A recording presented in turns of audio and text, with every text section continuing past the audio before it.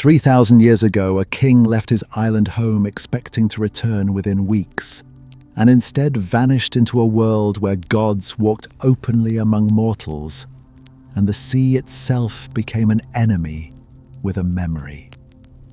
He was not the strongest warrior of his age, nor the fastest, nor the most feared on any battlefield, and yet he outlasted every hero who was. Something waited for him across those years of wandering, something he refused to surrender even when a goddess offered him eternity itself as the price of forgetting it. His voyage carried him through places that should not exist and demanded choices no man should ever have to make. And every decision, wise or reckless, carved him more deeply into the shape of who he truly was. The world he eventually returned to was nothing like the one he had left, and neither was he, though the household that waited recognized him in ways that still astonish those who study the story today. This is the Odyssey of Odysseus, the longest, strangest, most human journey ever recorded in the ancient world, and its questions about identity, temptation, and the meaning of home have never been fully answered.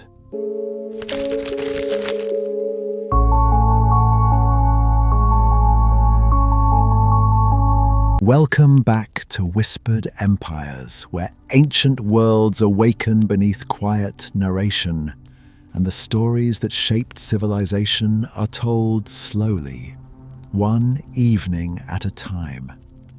If tonight's journey finds you somewhere comfortable, take a moment to like the video and subscribe if this kind of quiet historical storytelling genuinely suits you.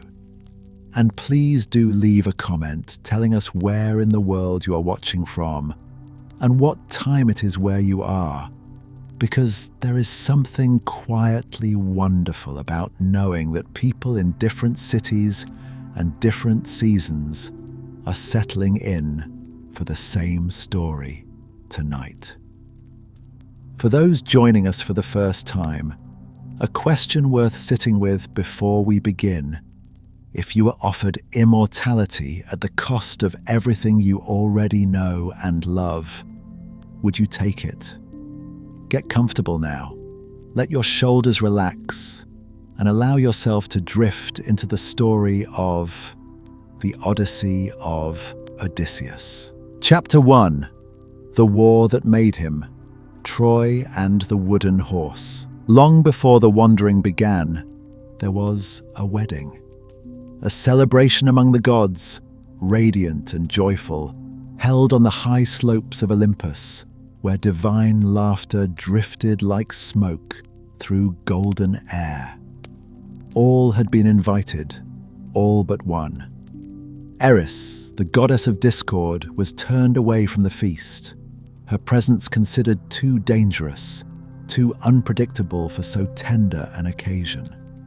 But exclusion among the immortals rarely passes without consequence. Eris descended upon the celebration and cast a single golden apple into the midst of the gathering. On its surface, a simple inscription glittered: "For the fairest." 3 goddesses reached toward it at once: Hera, queen of heaven; Athena, goddess of wisdom and war; and Aphrodite, goddess of love and beauty. None would yield, and so the dispute was placed in mortal hands. A shepherd prince living quietly on the slopes of Mount Ida, a young man of Troy named Paris, was chosen to judge. Each goddess offered him something vast. Hera promised kingdoms and power. Athena offered wisdom and skill in battle. But Aphrodite offered him something more personal: the most beautiful mortal woman in the world. Paris chose Aphrodite, and with that choice, the Age of Heroes was set quietly and irrevocably on the path toward ruin. The woman Aphrodite promised was Helen, already the wife of Menelaus, king of Sparta. Whether Paris carried her away by force or by the willing pull of love, the ancient sources do not entirely agree. But what followed was certain. Menelaus called upon his brother Agamemnon, and Agamemnon called upon the kings and heroes of Greece. 1,000 ships were gathered, the sea filled with bronze and sail, and the long road to Troy had begun. Ancient Greek tradition held that the war was not merely the consequence of a stolen wife or a wounded king's pride. Behind the mortal causes lay something grander and more solemn. Zeus himself, the father of the gods, had allowed the conflict to unfold as part of a larger reckoning, a way of thinning a world grown heavy with too many souls, too many heroes, too many competing claims upon the earth. The Trojan War, in this sense, was not simply a human catastrophe. It was a divine mechanism, a slow and terrible pruning of the heroic age. Into this vast undertaking marched the greatest figures Greece had ever produced. Agamemnon, king of Mycenae, held command, not easily and not without friction, but by weight of authority and the obligations of the oath that bound the other kings to him. He was a man of pride and volatility, whose sense of honor ran as deep as his capacity for poor judgment. Alongside him stood Achilles, the Myrmidon leader whose prowess in battle was so extraordinary as to seem almost beyond human measure, swift, fierce, nearly invincible, driven by a rage that the poet Homer would make the very subject of his great epic, the Iliad. And there was Ajax, the towering son of Telamon, whose strength was a kind of monument in itself, unflinching, dependable, the great wall of the Achaean camp. There was Diomedes, young and startlingly bold, who on the battlefield grew so fearless that he once drew the blood of gods. Old Nestor of Pylos brought wisdom and steady counsel. Patroclus offered friendship and a compassionate heart. And among all of them, quieter and more watchful, stood Odysseus of Ithaca, whose gifts lay not in the thunder of battle, but in something far more enduring. Among the heroes of the Iliad, Odysseus occupied a distinctive and sometimes uncomfortable place. He was the king of Ithaca, a rocky island kingdom in the Ionian Sea, small and remote, but deeply loved by its ruler. He was a husband to Penelope, a woman of extraordinary patience and cleverness. He was a father, having left behind an infant son named Telemachus when the ships departed for Troy. Homer's Iliad describes Odysseus not as the mightiest warrior in the Achaean camp, but as its voice of reason, the man to whom others turned when speeches needed to be made, when tempers needed cooling, when strategy needed to outpace brawn. Where Achilles embodied wrath and martial supremacy, and Ajax embodied sheer, indestructible endurance. Odysseus embodied something harder to name and perhaps harder to admire in the blaze of open battle: cleverness, restraint, the long view.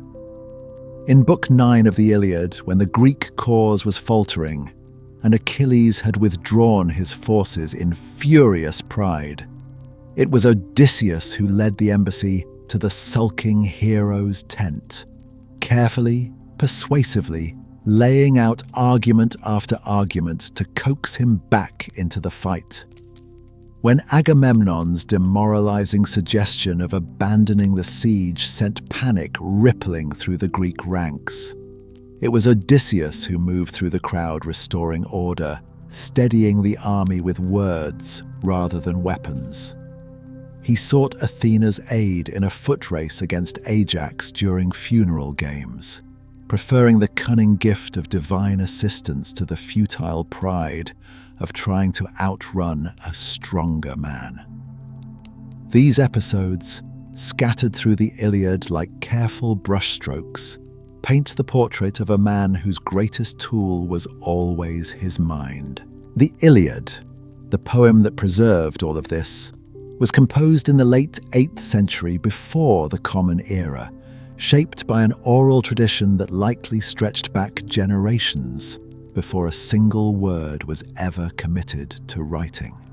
Ancient Greeks attributed it to Homer, a name that conjures the image of a blind, wandering bard from Ionia, though modern scholarship has long debated whether any single individual of that name truly existed.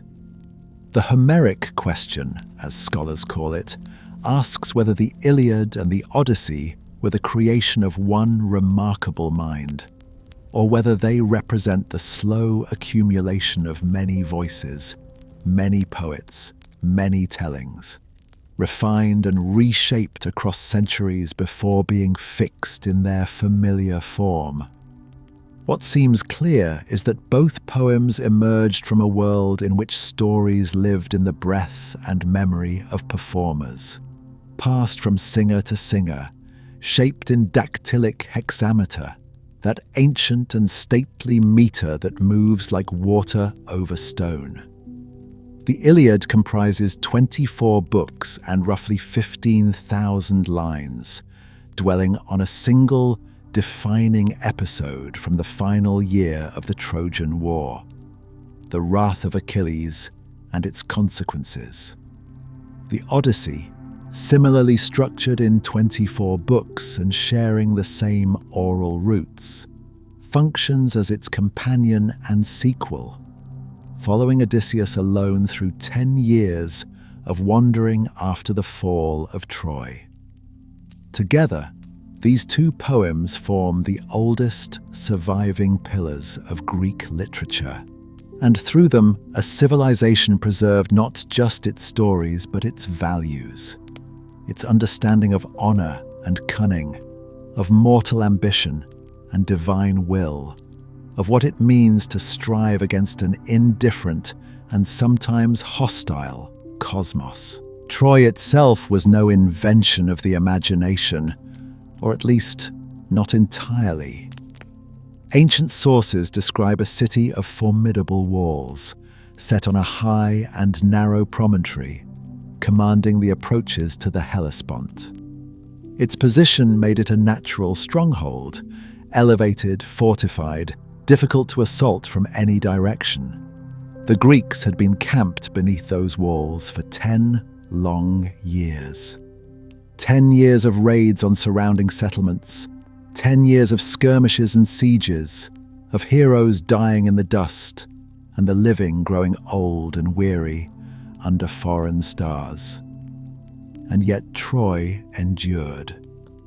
Under the leadership of Hector, eldest son of the aged king Priam, the Trojans defended their walls with discipline and determination. The Greek tactics, encampments, naval blockades, direct assault, had failed repeatedly to breach those massive stone defenses. The war had settled into a grim, grinding deadlock. Achilles was slain, brought low by an arrow guided by the god Apollo, and loosed by the hand of Paris. Ajax the Greater, consumed by shame after the armor of Achilles was awarded to Odysseus rather than himself, took his own life. The heroic generation was thinning. What could not be won by strength would have to be won by something else. It was at this juncture, with the siege exhausted and the most powerful fighters fallen, that Odysseus proposed what would become the most famous stratagem in the history of warfare. Not a charge across the plain, not another assault on the walls. Something stranger, something that would require the Trojans to defeat themselves. The stratagem that Odysseus devised was audacious in its simplicity and breathtaking in the depth of its deception. He urged the Greeks to build a colossal wooden horse, hollow, vast, large enough to conceal a select force of warriors within its belly. The master craftsman tasked with its construction was Epeius, a carpenter and wrestler of considerable skill, who completed the enormous timber structure in just 3 days. Into its hidden interior climbed some of the most dangerous fighters remaining in the Achaean camp: Odysseus himself, Menelaus, Diomedes, Ajax the Lesser, the young Neoptolemus, and others chosen for courage and silence. The horse was to be presented not as a weapon, but as a sacred offering. A gift to the goddess Athena, crafted to appease her and to secure the Greeks a safe voyage home. The ruse required more than the horse itself. It required a story. And for that story, a single man was left behind on the shore when the Greek fleet withdrew. A soldier named Sinon, whose role was to be captured by the Trojans and to lie convincingly enough to bring the horse through the gates. Sinon told the Trojans that he was an abandoned deserter, cast off by his countrymen. He told them that the horse was a sacred tribute to Athena, deliberately constructed so large that it could not pass through Troy's gates, because he claimed if the Trojans were ever to bring such a divine offering inside their city, they would enjoy the goddess's protection forever, and the Greeks would never return. It was a web of layers upon layers, and it almost failed before it began. Among the Trojans who gathered to examine the strange object left behind on the deserted shore, not everyone was persuaded. The priest Laocoon looked upon the horse with deep suspicion and cried out a warning to his people, words that would echo through the centuries. He urged them not to trust the gift, not to believe the Greeks even in the act of generosity. His plea was passionate, his instincts true. But the gods had other plans. Even as Laocoon spoke, 2 great sea serpents rose from the water and moved through the crowd with terrible purpose, seizing the priest and his 2 young sons and crushing the life from them before the eyes of the assembled Trojans. The death of Laocoon was interpreted not as confirmation of his warning, but as punishment for his impiety, as proof that the gods themselves wished the horse to be honored. A second voice of warning went equally unheeded. Cassandra, daughter of King Priam, had been granted the gift of true prophecy by Apollo, and then cursed when she refused him, so that no one would ever believe a word she said. She foresaw exactly what the horse contained. She saw the fall of Troy as clearly as though it had already happened. She cried out, and the Trojans turned away. With Laocoon silenced and Cassandra dismissed, Sinon's deception found fertile ground. King Priam gave the order. The great wooden horse was brought through the walls of Troy. Crowds lined the streets to watch it pass, some celebrating, some uneasy, most simply exhausted by 10 years of war and grateful for what seemed, at last, like its end. That night, Troy celebrated. The wine flowed freely, and the torches burned late into the darkness, and the people who had lived beneath the shadow of 10 years of war allowed themselves, at last, to breathe. The Greek ships had gone from the shore. The coast was empty. The great siege was over, or so it seemed. In the deep hours before dawn, when the city lay in its deepest silence and the fires had burned low, a small panel opened in the belly of the wooden horse. One by one, the Greek warriors lowered themselves to the ground. Odysseus first, then the others, moving through the dark streets of Troy with practiced quiet. Sinon, who had remained free among the Trojans, signaled the returning Greek fleet, which had been waiting not far offshore, hidden beyond the horizon. The gates of Troy opened from within.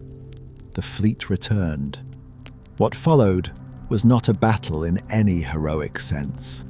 It was a slaughter. The Greeks moved through streets where the defenders were sleeping or drunk with celebration, cutting down resistance before it could organize, setting fire to buildings, overwhelming the palace, the temples, every quarter of the great city. The fall of Troy was swift and absolute. The most famous city of the ancient world, which had withstood 10 years of conventional assault, fell in a single night, not to strength, but to cunning. And at the center of that cunning stood Odysseus of Ithaca, the man who had imagined the horse, who had hidden in its belly, who had waited in the dark with patience as his weapon and deception as his shield. But the fall of Troy was not only a military event. It was also, in the understanding of the ancient Greeks, a profound religious catastrophe, one whose consequences would ripple outward through the years that followed.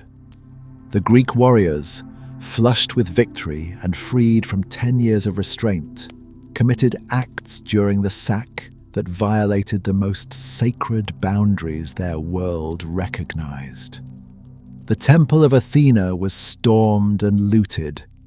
The Trojan princess Cassandra, she who had prophesied and been refused belief, was dragged from the statue of the goddess at whose feet she had sought sanctuary and violated on the altar itself. The Palladium, the sacred wooden image of Athena that was believed to protect Troy by its very presence, was taken from its place in the temple. Other shrines to Zeus, Apollo, and the wider company of the gods were trampled or burned. The aged king Priam, who had taken refuge at the altar of Zeus, was killed there, in a place where the laws of gods and men alike had always promised safety. These were not merely acts of violence. In the moral framework of ancient Greece, they were offenses against the divine order itself. Sanctuaries were inviolable. Those who sought refuge at altars were under divine protection. Sacred images embodied the presence of the gods. To desecrate any of these was to invite the wrath of heaven. And heaven, the ancient tradition makes clear, was watching. Odysseus himself was among those who entered the temple of Athena and removed the Palladium, an act that the mythic tradition would later cite as one of the key provocations that cost him so dearly in the years ahead.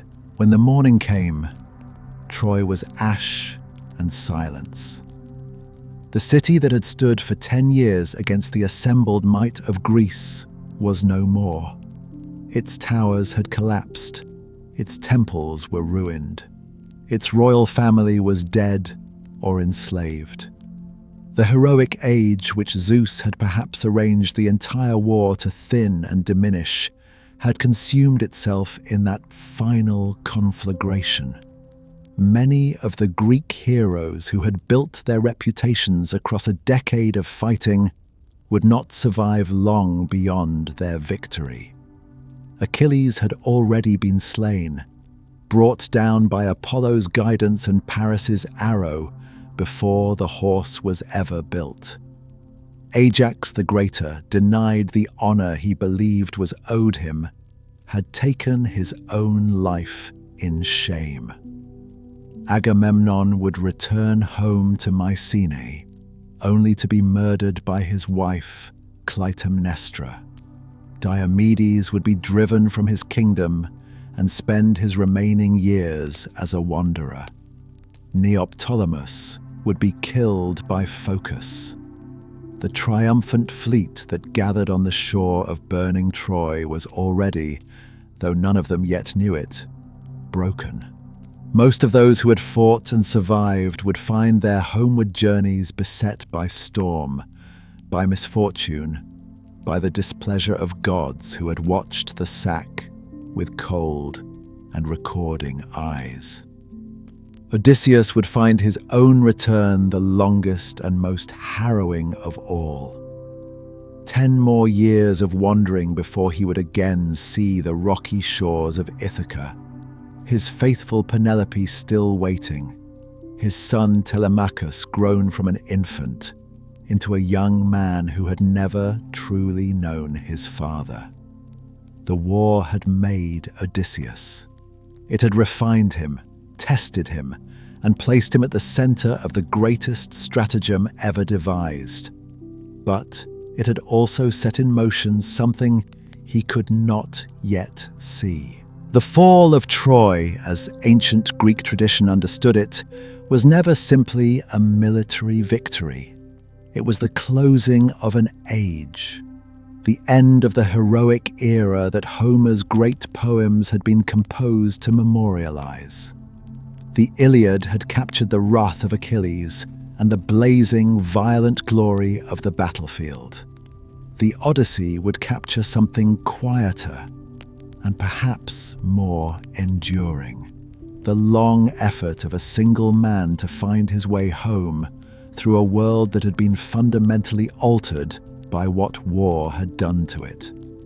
Other ancient sources preserved additional threads of this vast tapestry: the lost epics of the epic cycle, the mythographic compilations of Pseudo-Apollodorus and Pseudo-Hyginus, the tragedies of Euripides and Sophocles, the Roman verses of Virgil and Ovid, all of them returning again and again to Odysseus, the many-turning man, the one the ancients called Polytropos, whose cunning had undone Troy and whose story was not remotely finished. Athena, who had watched over the Achaeans throughout the war, who had guided Odysseus's stratagems and blessed his persuasive tongue, would remain his closest divine ally in the long wandering ahead, though even her favor could not shield him from the consequences of what had been done in the ruin of that sacred city. Poseidon, god of the sea and ancient enemy of the Trojans' kings, had stood with the Greeks throughout the war. But the seas Odysseus would now cross belonged entirely to Poseidon's domain, and the god's loyalties were never simple or permanent. The ships had been loaded with plunder. The oars were ready. Troy burned behind them on the horizon. But the victory that cunning had purchased at Troy carried a hidden price, one that would not reveal itself until Odysseus's ships were already at sea, and the gods had begun to settle their accounts with those who had used the fall of a sacred city carelessly. Chapter 2. Into unknown waters, Cicones, lotus eaters, and the Cyclops. When the fires of Troy finally dimmed and the long war drew to its close, the Greek ships turned homeward across the wine-dark sea. But home for Odysseus and his men would not come easily. The winds that greeted them were not gentle. They pushed the fleet northward, away from familiar shores, toward a coastline wild and ancient, where the Thracian hills rolled down to meet the Aegean in shadows of grey and green. The first land they reached was Ismarus, the coastal settlement of the Cicones, a Thracian people who had long been counted among Troy's most loyal allies. Homer records their presence in the Iliad's great catalogue of ships, where they stood alongside the Trojans, under the command of a leader named Euphemus, fighting for a city that was not their own. Now, with Troy reduced to ash and memory, the Cicons remained on their quiet coast, unknowing of what sailed toward them. Odysseus led his 12 ships ashore. What followed was swift and merciless. The men sacked Ismarus, taking women and treasure from the town. Then, rather than returning immediately to the sea, they gathered on the beach, opened the captured stores of wine, and began to celebrate. The cattle were slaughtered, the wine was poured, the men feasted as though the danger had already passed. It was a moment of stillness before a storm that was entirely of their own making. Odysseus urged his men to leave while the sea remained open to them, but his voice went unheeded. In the quiet hours before dawn, while the Greeks still sat heavy with wine, the survivors of Ismarus had already slipped inland, carrying news of the raid to kinsmen who lived in the hills. Dawn came slowly over the Thracian coast, soft and grey, the kind of morning that seems almost gentle in its arrival. But with it came a sound the Greeks had not expected, the low, steady movement of many men across the hills.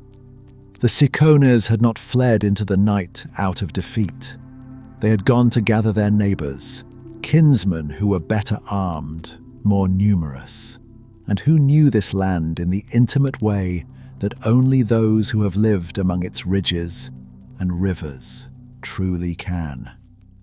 Historically, the Cicones were a tribe whom Herodotus later mentioned in his chronicles of Xerxes' great march through Thrace, a people rooted in that coastal region near what scholars have associated with the ancient mouth of the Hebrus River in the area known today as northeastern Greece.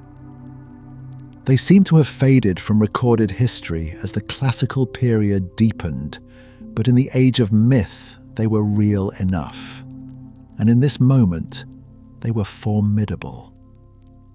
The battle that followed was hard. Homer records it with the quiet economy of a man who has seen many battles and knows their costs. The Ciconian reinforcements arrived in force, large in number, and prepared for war, and what had begun as a raid became a rout. The Greeks fought from the beach, trying to hold their ground long enough to reach their ships. By the time the fighting ended, each of Odysseus's 12 ships had lost 6 men, 72 souls in total, left behind on foreign sand. The fleet pushed off from the Thracian shore in silence, carrying its grief out onto the open sea. Behind them, the smoke from the sacked town of Ismarus still drifted upward into the pale morning sky. The sea offered no comfort after Ismarus. The winds that rose to meet the departing fleet were not steady trade winds carrying ships toward home, but something wilder and less forgiving. Homer describes the storms that troubled Odysseus's journey as expressions of divine will rather than natural accident, and the ancient world understood this distinction with perfect clarity. In the Greek imagination, weather was never entirely impersonal. Behind every gale, every sudden squall, there was intention. The tempests that drove the fleet off course after Troy's fall were understood by Homer's listeners as part of a larger pattern of divine agency. Aeolus, the keeper of the winds who dwelt on his floating island of Aeolia, held the power to summon or silence the 4 anemoi, Boreas from the north, Eurus from the east, Zephyrus from the west, and Notus from the south. And beyond Aeolus, the greatest divine force arrayed against Odysseus would prove to be Poseidon himself, whose anger still lay ahead, coiled in the future like a wave, not yet broken. For now, the fleet was simply lost in the tossing grey expanse of the Aegean, battered by storms, driven by winds it could not control. The men who survived Ismarus had little time to grieve their companions before the sea itself became another adversary. Ships that had sailed together from Troy now struggled to remain in sight of one another, separated by walls of spray and the constant roar of wind across the water. In these early difficult miles, the shape of the journey was already becoming clear. This was not a triumphant homecoming.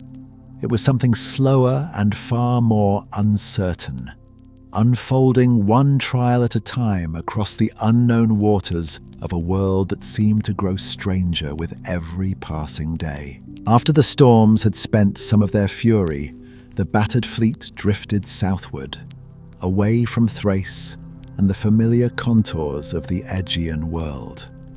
The coast that eventually appeared before them was unlike anything the men had seen along the well-travelled sea lanes between Greece and Troy. It was gentle and warm, bathed in a softer light, its shores draped with low, fragrant vegetation that seemed to lean toward the water as though in welcome. This was the land of the lotus eaters, whom the Greeks called the Lotophagi, a people who lived not by warfare or commerce or the keeping of herds, but by the consuming of a single, remarkable plant, whose fruit induced a state of dreaming forgetfulness. Ancient geographers who read Homer and tried to place this encounter in the real world looked southward toward the Libyan coast of North Africa. Herodotus himself wrote of lotus eaters inhabiting that region. Later scholars such as Polybius and Strabo settled on the island known today as Jerba, off the coast of modern Tunisia, as the most likely candidate for the lotus eaters' land. Odysseus, ever cautious, did not take his full crew ashore. He sent 3 men ahead to make contact with the inhabitants and learn what manner of people they were. The lotus eaters greeted these envoys without hostility. There was no violence, no threat, no darkness in their welcome. They simply offered what they had, the lotus fruit, and the 3 men accepted. What the fruit did to them was subtle and total. It did not hurt them. It did not frighten them. It simply erased the part of them that wanted to leave. The memory of Ithaca, of family, of the ships waiting on the shore, all of it dissolved quietly in something that felt, from the inside, like peace. The lotus plant itself has drawn the attention of scholars across many centuries. Homer does not describe it in precise botanical terms, leaving its identity open to interpretation. Some have proposed it was the persimmon, known in ancient times as Diospyros lotus, whose soft, sweet fruit might carry the dreamy quality the poem describes. Others have suggested the Sisyphus lotus, a thorny shrub whose small berries were eaten by peoples of the North African coast and were said to produce a mild intoxication. A few interpreters have gone further, seeing in the lotus a veiled reference to opium poppies, whose effects align more closely with the complete dissolution of will that Homer attributes to the fruit. What matters in the mythological sense is not the plant's species, but its meaning. The lotus is a symbol of beautiful obliteration, of pleasure so complete that it dissolves purpose. To eat it is not to suffer, but to forget that suffering ever mattered. It represents the seductive power of the life unlived, the hearth never returned to, the journey abandoned not through cowardice, but through a gentle, smiling inertia. Within the larger arc of the Odyssey, the Lotus Eaters episode reads as an early test and a quiet warning. Every encounter Odysseus faces, with monsters, with enchantresses, with gods and strangers, is in some way a test of his self-control and his leadership. The Lotus tempts not through fear but through comfort. And comfort, Homer seems to suggest, can be just as dangerous as any Ciconian spear or Thracian storm. Odysseus understood what was happening to his 3 men when they did not return. He went to retrieve them himself, found them sitting in pleasant vacancy, and dragged them weeping back to the ships. They wept, Homer tells us, and still longed for the lotus, even as the oars pulled them away from that quiet shore.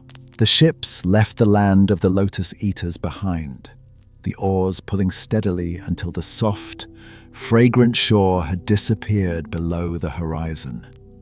The men who had eaten the lotus fruit sat quietly at their benches, staring at nothing in particular, the longing slowly fading as the sea stretched wide around them once more. The rest of the crew rowed on, and the fleet moved deeper into waters that grew stranger still. In time, a new island rose from the sea ahead, green and wild, unmapped and unnamed in any sailor's memory. Scholars who have sought to place this island in the real geography of the ancient Mediterranean have most often pointed towards Sicily, though the text leaves the matter deliberately unresolved, as if Homer wished the place to exist slightly outside of the world his listeners could visit or verify. The island was fertile. Wild goats roamed its wooded slopes. Across a narrow strait, a darker shore was visible, a rocky, cave-pitted coastline where the smoke of fires drifted upward from openings in the cliffs. This was the land of the Cyclopes, and even from a distance, something about it felt wrong in the specific way that ancient places can feel wrong. Too quiet, too large, inhabited by something that did not quite fit within the ordinary human scale of the world. The Cyclopes, in the oldest layers of Greek mythology, were the primordial children of Uranus and Gaia, 3 beings named Brontes, Steropes, and Arges, whose names carried the meaning of thunder, lightning, and brightness. These were not the cave-dwelling shepherds of Homer, but the divine smiths who forged the thunderbolt of Zeus, the trident of Poseidon, and the helm of invisibility belonging to Hades. Their identity had 2 distinct faces in Greek tradition, and both faces cast long shadows across the mythological landscape. In Homer's telling, the Cyclopes encountered on this rocky shore were something quite removed from those primordial smiths of the divine forge.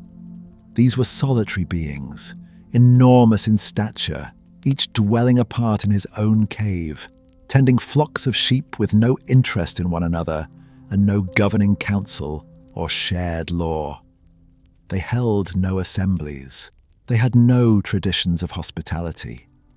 They existed entirely outside the web of obligation and mutual care that made civilized life possible in the Greek world. This absence was not merely descriptive. In ancient Greek moral and political thought, the Cyclopes embodied the complete negation of civic virtue.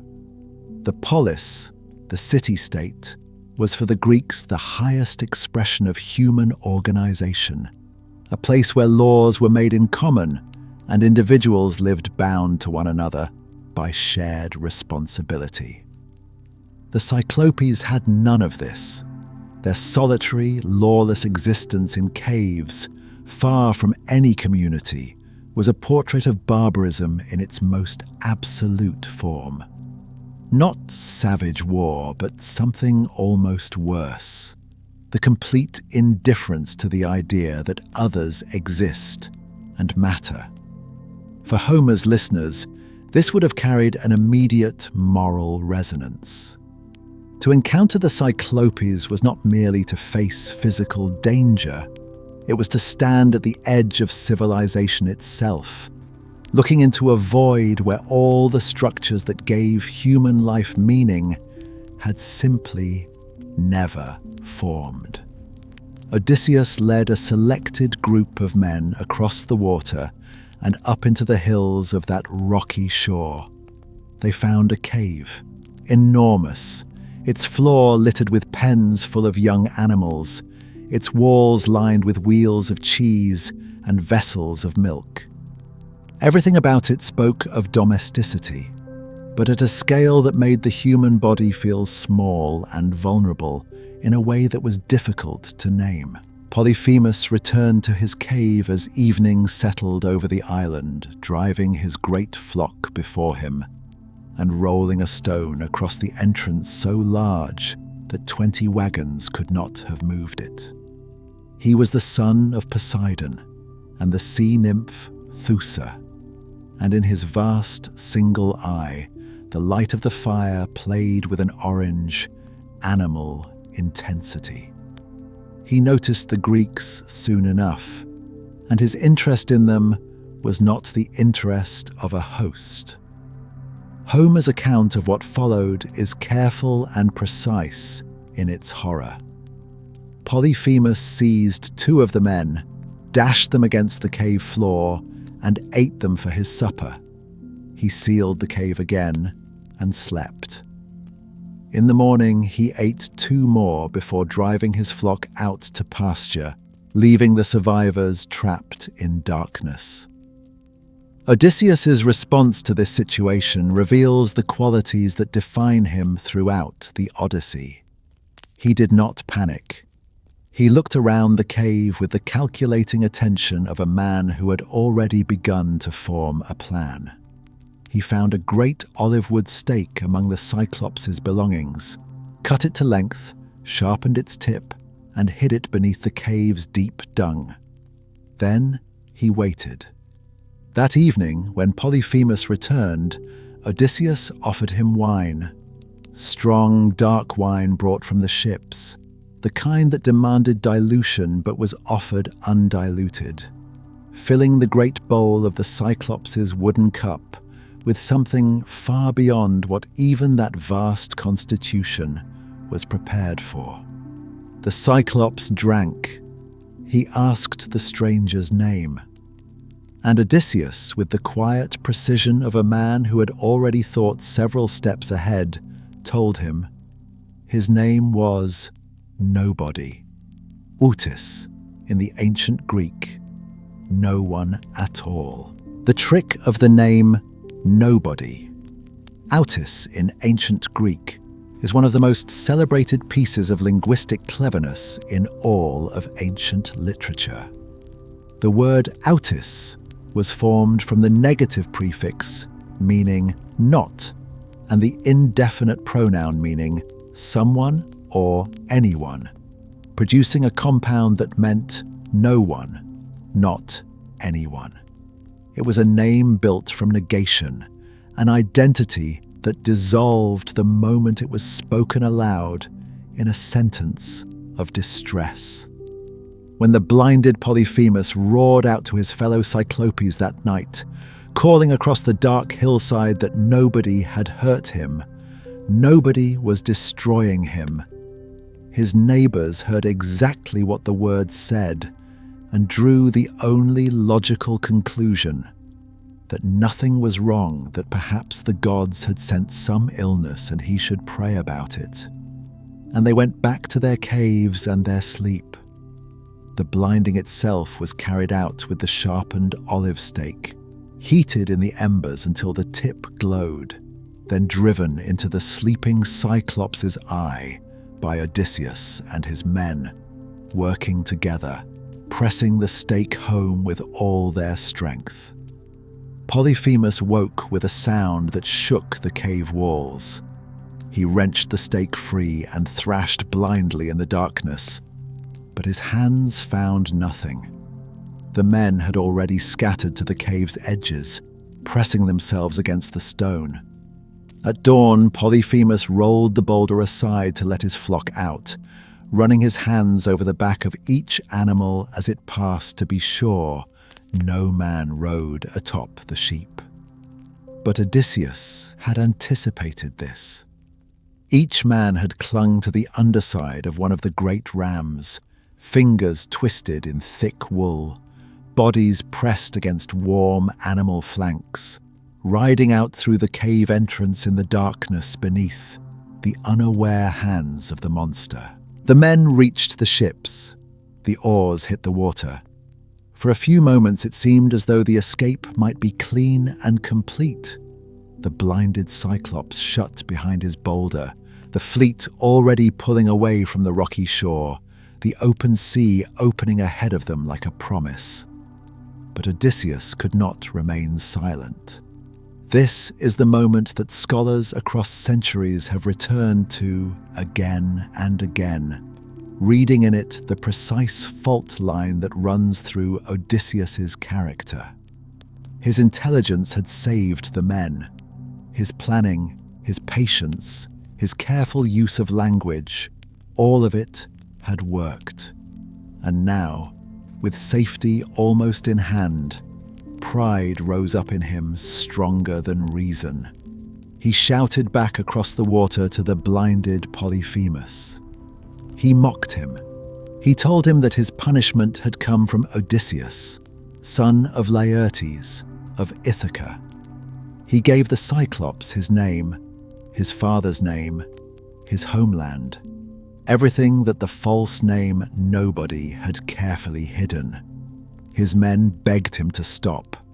He shouted again. Polyphemus, raging on the clifftop, hurled boulders in the direction of the voice, and the waves they raised nearly drove the ships back to shore. Then the blinded giant lifted his hands toward the sky and called upon his father Poseidon, the earth shaker, the god of the sea and storms, and he prayed with a specificity that Homer preserves in full, that Odysseus might never reach home, or if fate demanded he must, that he arrive late and miserable, all companions lost on a stranger's ship, to find only trouble waiting for him. Poseidon heard, and the sea, which had already been difficult, became something else entirely. Poseidon was among the most powerful of the 12 Olympians, son of the Titan Cronus and his wife Rhea, brother to Zeus and Hades, lord of the sea and rivers and the deep trembling of the earth. The ancient Greeks called him the Earth Shaker, understanding through that name the double character of his power. The sea that could carry ships safely across vast distances was the same force that could swallow them whole. His temperament, like his domain, was capricious, capable of calm generosity towards seafarers he favoured, and of absolute sustained fury toward those who offended him. What distinguished Poseidon's antagonism in the Odyssey from other divine hostilities in Greek tradition was its personal nature. Where Hera's enmity towards certain heroes grew from jealousy and wounded pride in matters of divine hierarchy, and where Ares drove men to slaughter largely out of his boundless appetite for war, Poseidon's rage against Odysseus was rooted in something intimate and parental, the injury done to his son. He heard Polyphemus's prayer from the depths of the sea, and he answered it not with a single catastrophic punishment, but with something more sustained, a patient, persistent hostility that would shadow Odysseus across every mile of water that remained between him and Ithaca. The prayer of the blinded Cyclops would shape everything that followed. Storms, delays, the loss of companions one by one. All of it would flow from this single moment on a rocky shore where a man's pride overcame his wisdom, and his name rang out across the open water to the ears of a grieving divine father. With Poseidon now turned against him, and the sea itself transformed into hostile territory, Odysseus would need every skill of patience and cunning he possessed to survive what waited in the waters ahead, though even those formidable gifts would prove insufficient to protect the men who sailed with him. Chapter 3: Winds, Giants, and the Sorceress. The middle voyage. After leaving the land of the Cyclops behind, the ships of Odysseus moved forward through waters that were neither fully kind nor fully cruel. The sea stretched in all directions, grey and vast, and the men pulled at their oars with the quiet rhythm of people who had already survived more than they once believed possible. Yet the journey home was still long, and the gods had not yet finished shaping the path. It was not long before a remarkable island appeared on the horizon, unlike any they had seen before. Ancient sources describe the island of Aeolia as something between a fortress and a dream, a floating mass of land encircled by walls of unbreakable bronze, its sheer cliffs rising straight from the surface of the sea in a manner that made approach feel almost forbidden. There was no gentle shoreline, no welcoming beach, only stone and silence, and the soft hiss of wind moving across high ramparts. This was the domain of Aeolus, son of Hippotes, a figure whose nature sat strangely between the mortal and the divine. Homer and later mythographers describe him not as a god in the fullest sense, but as a king elevated beyond ordinary human station, one who was said to feast at times with the Olympians themselves, and who had been entrusted by Zeus with a task of cosmic weight. He was the keeper of the winds, both the fierce storm gales born of the Titan Typhon and the gentler breezes that blow from the four corners of the world. Within his bronze-walled island, all of these forces were held in careful order, bound and released only at his command. The island was both a home and a prison for the winds themselves, a place where the chaotic forces of the sky were tamed and stored, waiting to be used or withheld. Aeolus received Odysseus and his men with the generosity that the ancient Greek world described under the word xenia, the sacred bond of hospitality between host and guest. For an entire month, the wanderers remained on the floating island, feasting in the hall of the Windkeeper, telling stories of the Trojan War, resting their weary bodies in comfort they had not known for a long time. Aeolus listened, and in his listening came to favor the dark-eyed king from Ithaca. When the time came for the fleet to depart, Aeolus offered Odysseus something extraordinary. He gathered the winds, every howling gale and every difficult current, every blast that could scatter a fleet across the open sea, and sealed them inside a great bag fashioned from the hide of an ox. The bag was carefully bound with a cord of gleaming silver, tied in a way that only Aeolus's own hands could fully understand. Only the west wind was left free, blowing softly and steadily, pointed like an arrow toward Ithaca. This gift was more than a generous act. It was a controlled miracle, the handing over of elemental chaos in a compact, manageable form. With all the hostile winds sealed away, the voyage home should have been smooth, swift, and certain. 9 days they sailed under that gentle western breath, and the sea was as calm as a sleeping person's chest, rising and falling with barely a sound. Odysseus carried the bag with him always, keeping it close, never explaining its contents to the men who shared the benches with him. He watched the sea, he watched the horizon, and slowly, day by day, the outline of Ithaca began to resolve itself from the haze of distance into something that looked almost real. After 9 days of sailing, exhaustion overtook Odysseus, and he finally allowed himself to sleep. It was the first true sleep he had permitted himself since leaving Aeolia. The sleep of a man who could almost smell the wood smoke of his own hearth, who believed that the worst was behind him. By this point, the rocky shores of Ithaca were visible in the distance, close enough that those awake on deck could see the tiny, flickering glow of cooking fires on the hillsides of home. But while Odysseus slept, the men talked among themselves.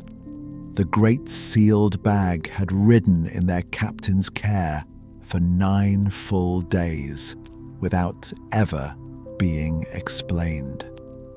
Curiosity, as it often does in long and difficult journeys, slowly transformed into something less innocent. The crew began to believe that the bag contained treasure, gold and silver from the court of Aeolus, wealth that Odysseus intended to keep for himself. The logic of greed has its own quiet momentum. One by one their whispers aligned, and when the temptation became too great, one of them loosened the silver cord. The winds erupted from the bag with the violence of everything that had been held back for 9 days.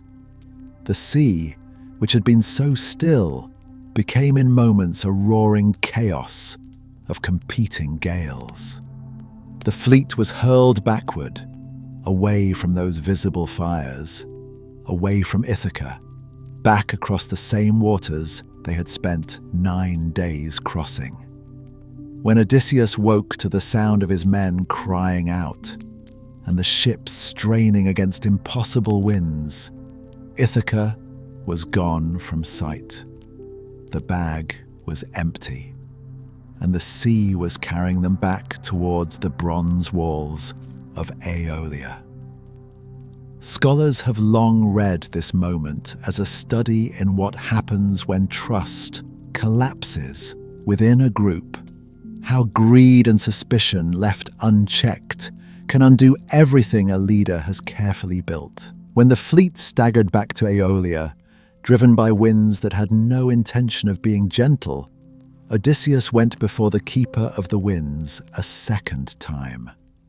He spoke carefully, asking once more for help, explaining what had happened in the measured tones of a man who had not yet given up.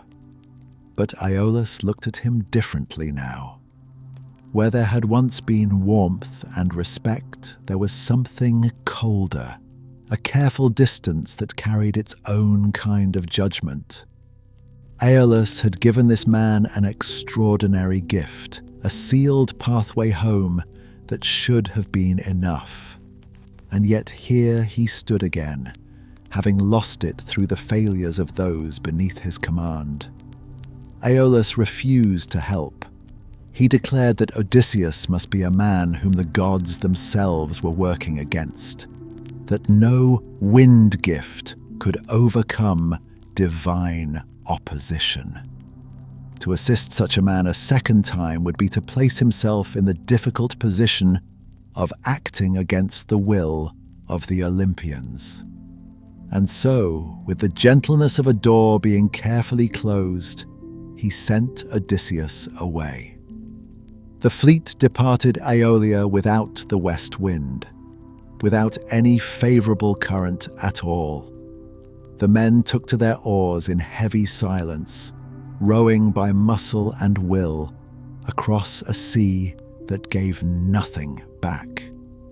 The floating island, with its bronze walls and its feasting hall, disappeared behind them. What this second visit reveals, across the centuries of reading that Homer's poem has gathered, is something about the way that leadership is perceived from the outside. Aeolus did not blame the crew. He held Odysseus responsible, as captains have always been held responsible for what happened on their ships. The authority that commands reward also commands accountability. The bag was open, the winds were gone, and now the journey had to continue the hard way. 6 days the fleet rode in silence, propelled by nothing but the labor of exhausted men. Then, on the 7th day, land appeared. It was not Ithaca. It was a place the ancient sources call Telemachus, the city of the Laestrygonians, a name that carries within it the weight of what was about to happen. The harbour at Telemachus was shaped in a way that must have seemed, at first glance, like a gift. It was a deep, natural cove enclosed on 2 sides by towering cliffs, framed at its narrow mouth by 2 jutting headlands that created a sheltered, calm interior. For sailors who had been rowing across open sea for 6 days, such a harbour would have appeared as a relief, a place to rest, to water the ships, to breathe. 11 of the 12 captains steered their vessels into the cove, mooring them side by side in the still water, their hulls touching in the intimate way of ships who have travelled long distances together. Only Odysseus kept his own vessel outside the harbour mouth, tied near the cliff at the entrance, rather than proceeding into the enclosed interior. Whether instinct or caution guided this decision, the ancient texts do not elaborate. But it was a decision that would preserve his life.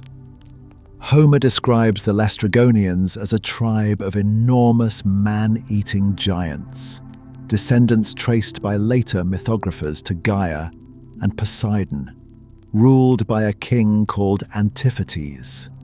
Their city stood on cliffs above the harbour, and their people were of a kind that the ancient world imagined at the edges of the known map, where the familiar order of human civilization gave way to something older and more dangerous.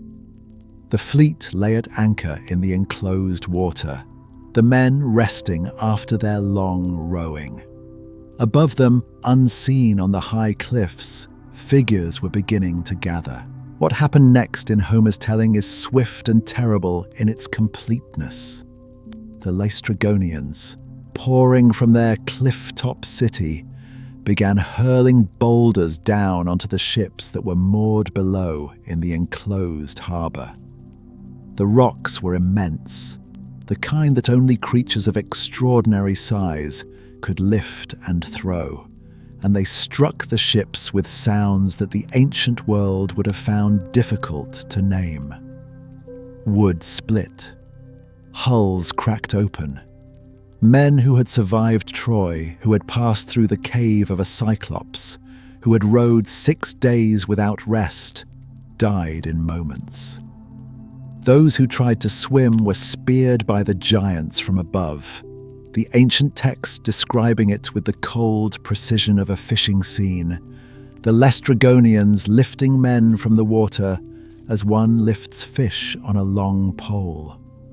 The harbour, which had looked so sheltered and calm, had become a trap from which there was almost no escape. The narrow mouth meant the ships could not manoeuvre. They were pressed together, immobile, and from above the destruction rained without pause. Odysseus, his own ship still outside the harbour, did not wait. He cut the mooring rope himself and drove his crew to the oars, ordering them to row with everything they had left. His ship pulled away from the cliff tops, out into open water, and the darkness of the Laestrygonian harbour receded behind them. Of the 12 ships that had sailed from Aeolia, 11 were gone. Of all the men who had shared those benches, the overwhelming majority were dead. What remained was one ship, a handful of survivors, and the particular silence that follows a catastrophe too large to immediately comprehend. Odysseus had set out from Troy commanding 12 ships and hundreds of men. Now he commanded one vessel, and the sea ahead of him was as wide and indifferent as it had always been. Odysseus and his remaining crew sailed in grief and exhaustion until the forested shore of another island appeared at the edge of the horizon. This island was called Aea, and from a distance it gave nothing away. The trees were dense and still. The shore was quiet. No bronze walls announced its nature. No obvious danger rose from it. It was simply an island, silent and remote, somewhere in the Western Sea. The men were too depleted to be curious. They beached the ship, and for 2 days they lay on the sand without moving, held down by sorrow for those who were gone, and by the weight of a journey that seemed to grow longer the more they traveled. On the 3rd day, Odysseus took his spear and climbed to higher ground to survey the island from within the trees. From a hilltop, he saw smoke rising from the interior, a thin thread of it curling upward through the canopy from some hidden structure deeper in the forest. The smoke meant fire, and fire meant a hearth, and a hearth meant someone was living there. He returned to the beach and told his men what he had seen. Half the crew drew lots to determine who would go inland to investigate. The lot fell to a group led by a cautious man named Eurylochus. They made their way through the ancient trees, following the thread of smoke until a remarkable sight resolved itself from the shadows of the forest. A palace of polished stone stood in a clearing, and around its outer walls, moving with a strange docility, were lions and wolves that did not snarl or threaten, but regarded the approaching men with calm, amber eyes. Ancient and later sources tell us that these were once men, transformed by the island's mistress into something else entirely. But the crew walking toward the palace doors did not know this yet. From within the palace came the sound of a woman singing. The voice was clear and unhurried, moving through the air of the clearing with the ease of something entirely at home in this distant, forested place. The men stood at the threshold and listened, and then one by one they knocked and entered. Inside they found a table set with food and drink, cheese and honey, and wine and barley, the kind of hospitality that the ancient world recognized as the proper welcome of a host to a guest. The woman who moved among them was beautiful and composed, her manner both gracious and precise. She served them, and they ate and drank, and the warmth of the food and the wine after so much hardship made everything else seem temporarily distant. But the drink contained something more than wine. Circe, daughter of the sun god Helios and the oceanid Perse, sister to Pasiphae and the sorceress Medea's aunt, had mixed into the cup a potion compounded from her deep knowledge of herbs and transformation. When the men drank it, they were changed. Their forms shifted, flesh becoming bristle and snout, their human minds remaining, but now housed within the bodies of swine. Homer describes it as one of the most complete forms of degradation, not a death, but a loss of the human exterior, while the inner self watches, helpless. Only Eurylochus escaped.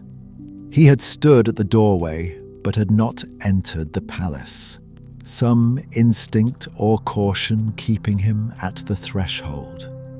He ran back through the forest to where Odysseus waited on the beach, and through tears of shock and grief, he tried to explain what he had witnessed. Odysseus listened. Then he took up his sword and his bow, and he walked toward the forest, toward the smoke, toward the palace in the clearing. He walked alone. Odysseus did not reach Circe's palace alone, or rather, he did not arrive there unguided. Somewhere in the forest between the beach and the clearing, a young man appeared on the path before him. Ancient sources identify this figure as Hermes, the swift-footed messenger of the gods, son of Zeus, and the nymph Maia, the one who guides travelers and leads souls across boundaries. Hermes spoke plainly. He told Odysseus what had happened to his men, what Circe had done, and what she was capable of doing. He told him that without help, Odysseus too would drink from the cup and be lost. And then he reached into the earth at the edge of the path and drew out a plant, a small thing with a black root and white flowers, called moly. Homer emphasizes something precise about this herb. It was, he writes, dangerous for mortal hands to pull from the ground, but not beyond the gods. This detail has occupied scholars across many centuries. Later mythographers offered explanations, the black root said to represent the blood of a giant slain by Helios, the white flower reflecting sunlight, or the terror that Circe felt at its presence. Some ancient and modern researchers have looked for the plant in the natural world, with the snowdrop sometimes proposed as a candidate, its white flowers and dark basal structure matching the description, and certain properties that might interact with the kind of potion Circe used. Others argue that moly was never meant to be a specific plant at all, but a symbol of divine protection, of the particular kind of clarity and resistance that only the gods could fully provide. Odysseus took the herb, he held it, and then he continued walking through the trees towards the palace, carrying something that no ordinary mortal could have easily gathered from the ground. Circe received Odysseus with the same composed hospitality she had offered his men. She set before him the food and the drink, and she mixed into the cup the same dark knowledge that had transformed the others. Odysseus drank, and nothing happened. The herb in his body, or the divine favor threaded through it, held. When Circe raised her wand and spoke the words that should have changed him, Odysseus drew his sword and moved toward her with the controlled speed of a man who had spent 10 years at war. Circe, for the first time, encountered something her power could not simply dissolve. She yielded. She released the enchantment that held his men, restoring them to human form. And then something shifted in the dynamic of the palace entirely. Circe, the daughter of Helios, the mistress of transformation, invited Odysseus to remain. She offered shelter and rest, and eventually herself as companion. He accepted. For a year, the crew of that single remaining ship lived on Aea in the kind of comfort that the rest of their journey had rarely offered. They ate well. They slept without fear. The island provided everything and demanded almost nothing. It is a pattern that scholars have traced across the Odyssey, placing the Circe episode alongside the Lotus Eaters and Calypso as a form of forgetting temptation, each one different in its texture. The Lotus Eaters offered passive oblivion. Calypso offered immortality and eternal stillness. Circe offered something perhaps more seductive than either, the warmth of a home that felt almost real, with a hostess who was also a guide. But a year passed, and the men began to feel the pull of what they had left behind. They went to Odysseus with the same reminder that men have always brought to leaders who have lingered too long. They spoke of home, and Odysseus listened. When Odysseus finally told Circe that the time had come to sail, she did not refuse him. Later sources suggest she had known this moment would arrive, that the nature of her role in his story was not to hold him, but to prepare him for what came next. She provided the ship with provisions for the voyage, and then she sat with Odysseus and told him what lay ahead, with a clarity that none of the other figures in his journey had offered so plainly. First, she said, he would face the Sirens, whose song drew men to their deaths on rocky shores. Beyond them, the treacherous passage between Scylla, the six-headed creature of the cliff, and Charybdis, the whirlpool that swallowed the sea itself. And beyond those perils, the island of Helios, where sacred cattle grazed, cattle that must not be touched if the men wish to reach Ithaca alive. But before any of that, Circe gave Odysseus a direction that no living man had been given as a necessary instruction. He must sail to the edge of the world. He must descend while still breathing into the realm of the dead. There in the underworld, the shade of the blind prophet Tiresias waited with answers that only the dead could hold. Knowledge about Odysseus's path, about the nature of the divine opposition against him, and about what he must do to finally reach home. The sorceress who had begun as an antagonist had become, through the strange alchemy of that year on Aea, a guide. She had given him not only provisions but a map, not drawn in ink but spoken into the quiet air of the island before his departure. With Circe's island finally behind them, and the year of comfortable forgetting ended, Odysseus would now undertake a journey that no living man had ever made and returned from, a descent into the realm of the dead itself, where the answers he needed could only be spoken by those who were beyond the reach of mortal life. Chapter 4: The Land of the Dead and the Road of Dangers. Beyond the edge of the known world, where the sun no longer rises and the stars grow faint and distant, lay a shore that mortal men rarely spoke of in daylight. The ancient Greeks called it Hades, the realm of the dead, a place organized not by chaos, but by a strange and solemn order, a geography of rivers and meadows and abysses that received every soul that had ever drawn breath upon the earth. At the boundary of this realm ran the river Styx, dark and still, across which the ferryman Charon carried the newly dead, provided they carried a coin to pay their passage. Beyond it flowed other rivers, each carrying its own quiet grief. The Lethe carried forgetfulness. The Acheron carried woe. The Cocytus carried lament. The Phlegethon moved with fire. Within these borders stretched the asphodel meadows, where the ordinary dead wandered in a pale and colourless existence, neither punished nor rewarded, simply continuing in the dim shadow of the lives they had once lived. Beyond the meadows lay the Elysian fields, a place of warmth and rest reserved for heroes and those who had found favour with the gods.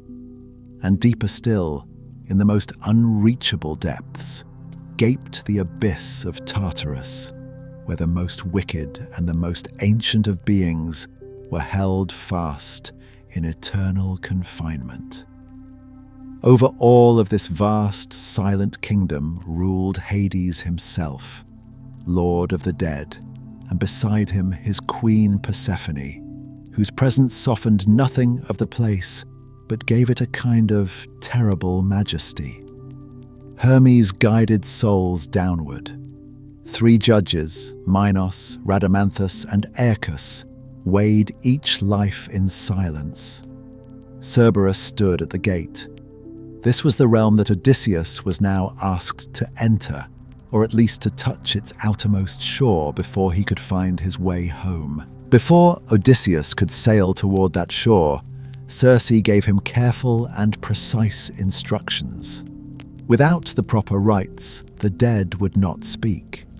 Without blood, the shades would remain formless and distant, unable to answer any question or offer any counsel. The ritual had to be performed exactly as she described. He was to sail westward from her island, past the farthest point the world allowed, to the land of the Cimmerians, a people who lived in perpetual mist and darkness, where daylight never came.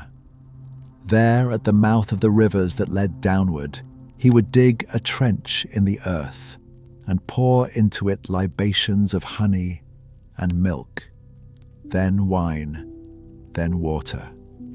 He would make vows of future sacrifice to the dead, and then he would slaughter 2 sheep, letting their blood run into the trench. This was the necromantic rite the Greeks called nekia. It was not a journey into the underworld itself, not in the way that Orpheus had descended, or Heracles, or the goddess Inanna in the older stories of Mesopotamia. It was something more restrained, more ritualized, a calling up of the dead rather than a descent among them. A summoning performed at the liminal doorway between the world of the living and the world that lay beneath. Blood was the medium. Blood gave the shades a temporary and fleeting substance. It drew them from the dim fields of asphodel toward the smell of something warm and alive, something they had not felt since their last breath. And in drinking it, even briefly, they could speak.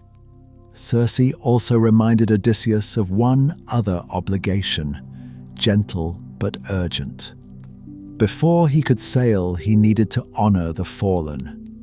One of his own men had died on her island, and that man deserved more than to be left behind. His name was Elpenor, the youngest of the crew that had survived the Trojan War and all the harrowing encounters since. He had lived through the Laestrygonians and the enchantments of Circe's island, and he had died in the simplest and most ordinary way imaginable. After a night of too much wine, he had climbed to the roof of Circe's palace to sleep in the cool air. In the morning, still half-dazed, he had stood too quickly, lost his footing and fallen from the roof. His neck had broken before he reached the ground. He had not been given a proper burial. There had been no fire, no prayers, no grave mound raised over his ashes. In the urgency of departure, his body had simply been left behind. In the ancient Greek world, this mattered enormously. The soul of an unburied man could not rest properly in the kingdom of the dead. It lingered at the threshold, caught between worlds, unable to fully pass into whatever awaited it. Burial was not merely a gesture of respect. It was a ritual necessity, a sacred obligation that the living owed to the dead.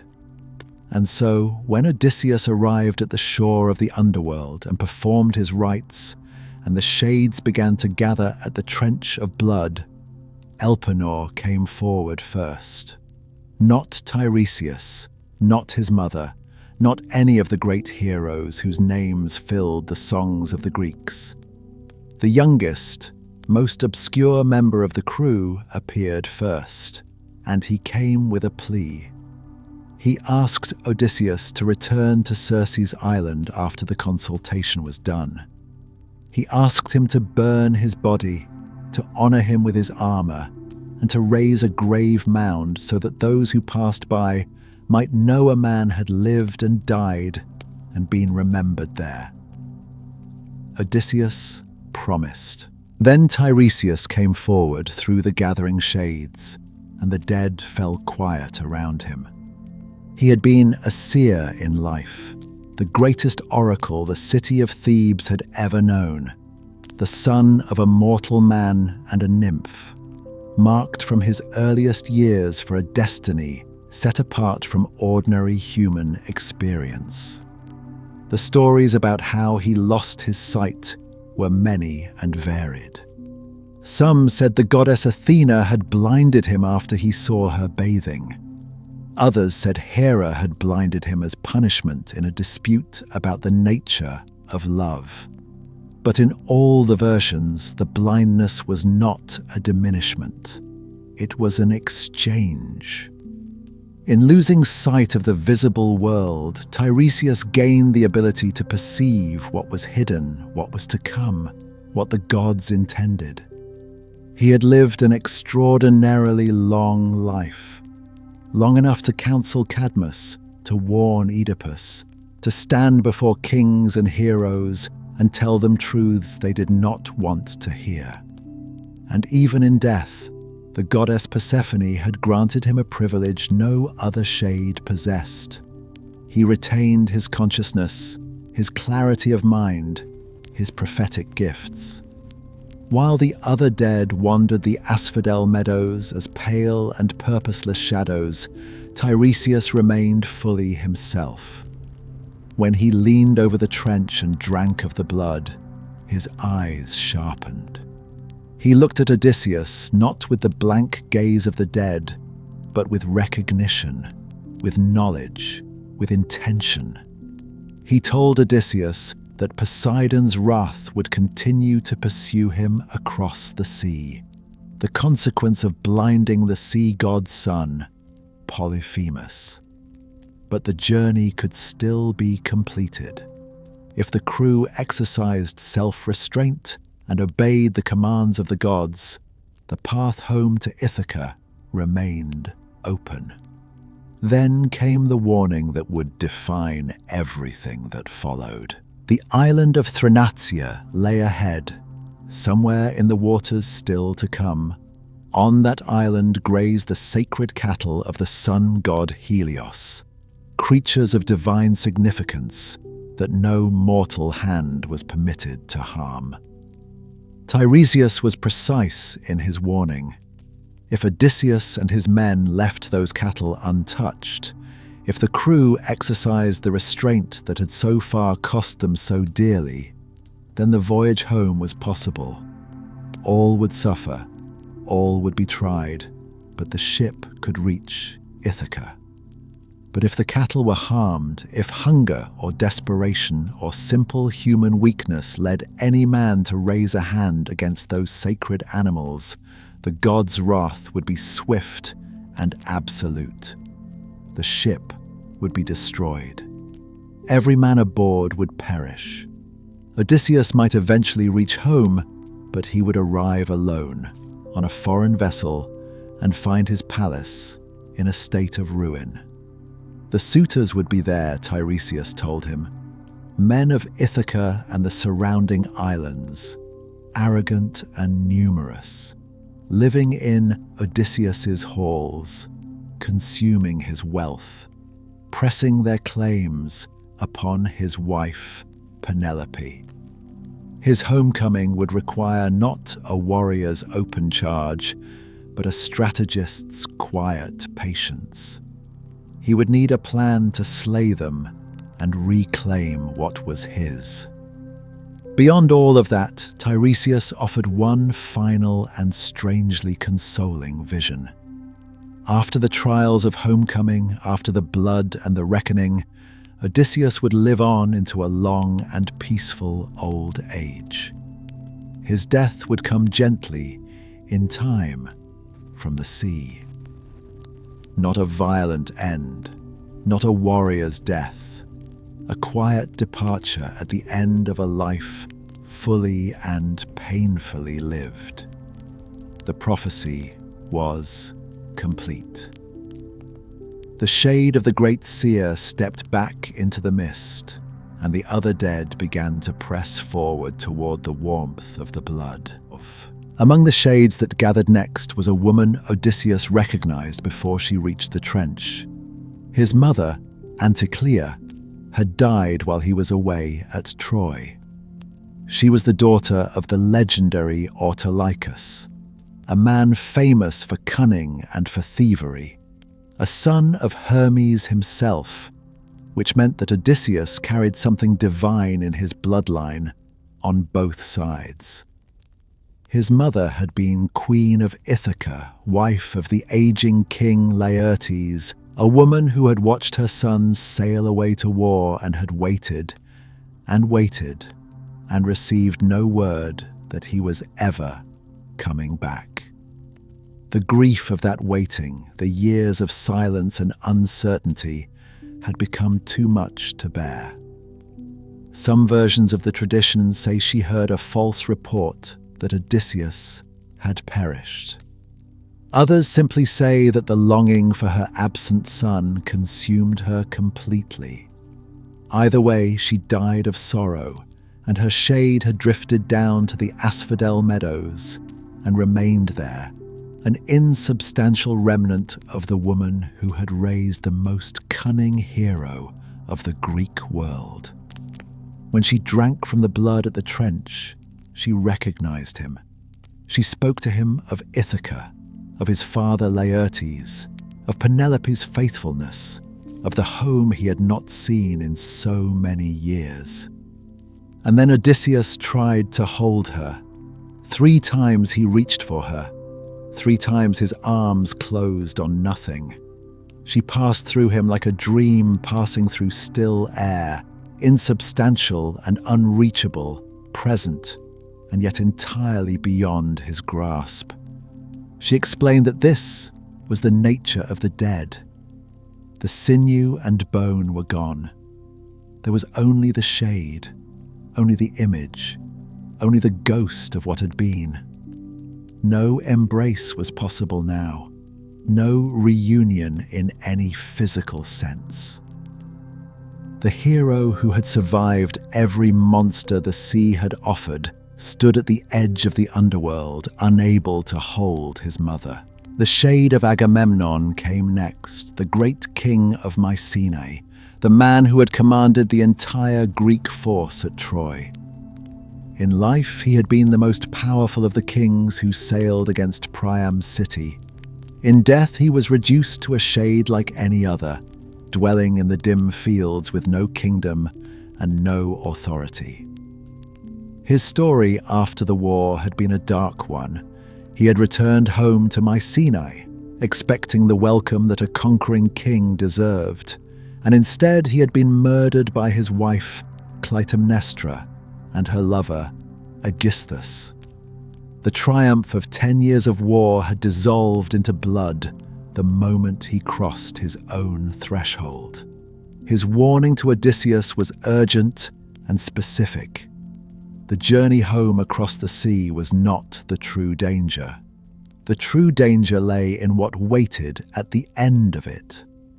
A man returning from long absence to his own household, uncertain of what had changed in his absence, uncertain of the loyalties that surrounded him, was a man in mortal peril from the moment he stepped ashore.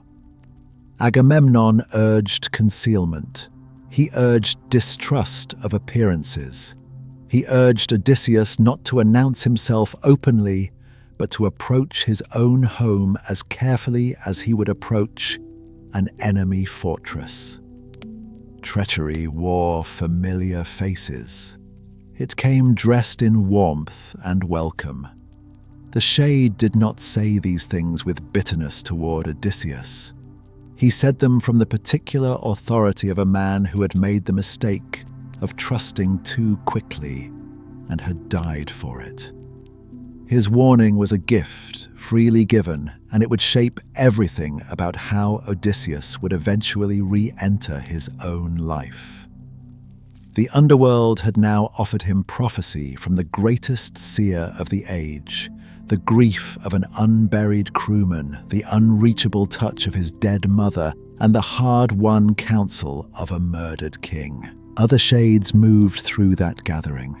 Figures from the long war at Troy and from the deeper past of Greek legend, and two of them stand apart from the rest in what they revealed about the nature of heroism itself.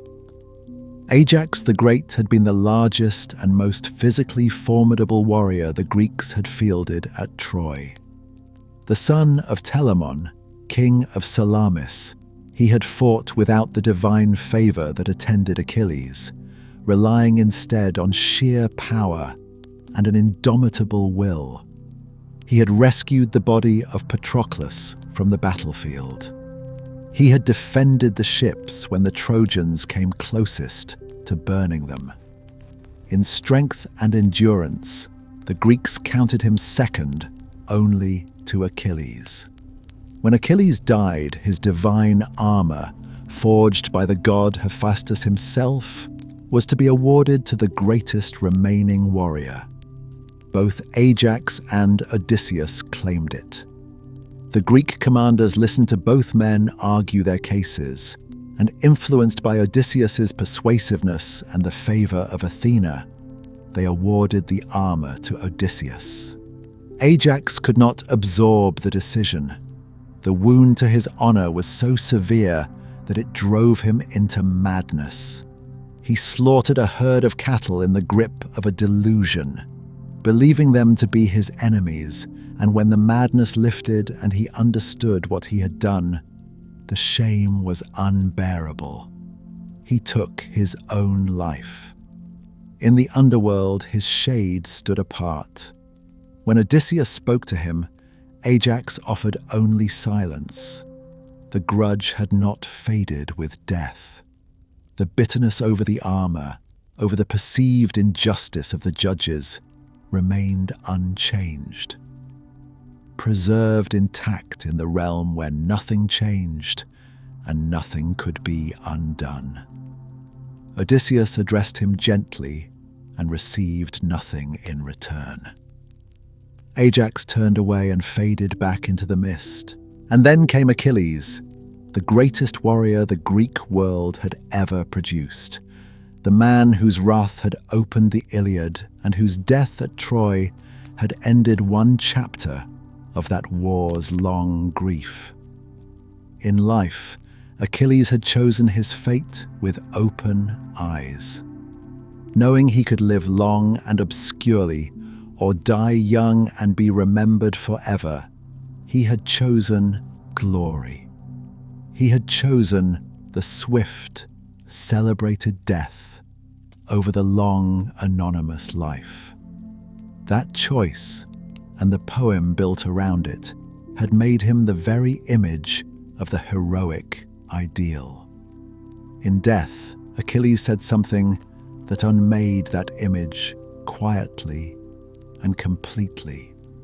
When Odysseus addressed him with reverence and told him that no man among the dead should consider himself diminished, that Achilles reigned here as a kind of king, the shade of Achilles answered with a directness that carried no bitterness, but only the simple weight of what he had come to understand. He said he would rather be a living servant, the lowest of servants working in the fields for a poor man with nothing, than to be king over all the dead. The afterlife, even for the most celebrated hero of the Greek world, was a shadowy and powerless existence. The songs continued above the earth. The name continued to be spoken.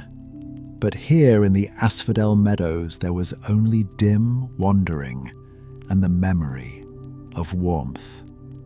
Any form of living existence, no matter how humble, was preferable to the most exalted station among the dead. Scholars have long understood this moment as Homer's quiet and profound statement about the limits of the heroic code. The Iliad glorified the swift death and the eternal name. The Odyssey allowed the man who had made that choice to reconsider it from the far side, and what he found there was not glory, but absence. The ship eventually found its way back to the living world and forward towards the waters that Circe had described with quiet and unhurried precision. 2 passages of terror lay ahead, 2 dangers between which no ship could safely pass without sacrificing something. On one side lived Scylla. In origin, she had been something else entirely, a beautiful nymph who was transformed by the jealousy of a more powerful being into a creature beyond any nightmare the waking world could assemble. She had 12 dangling legs and 6 long necks, each ending in a ferocious head bearing 3 rows of teeth.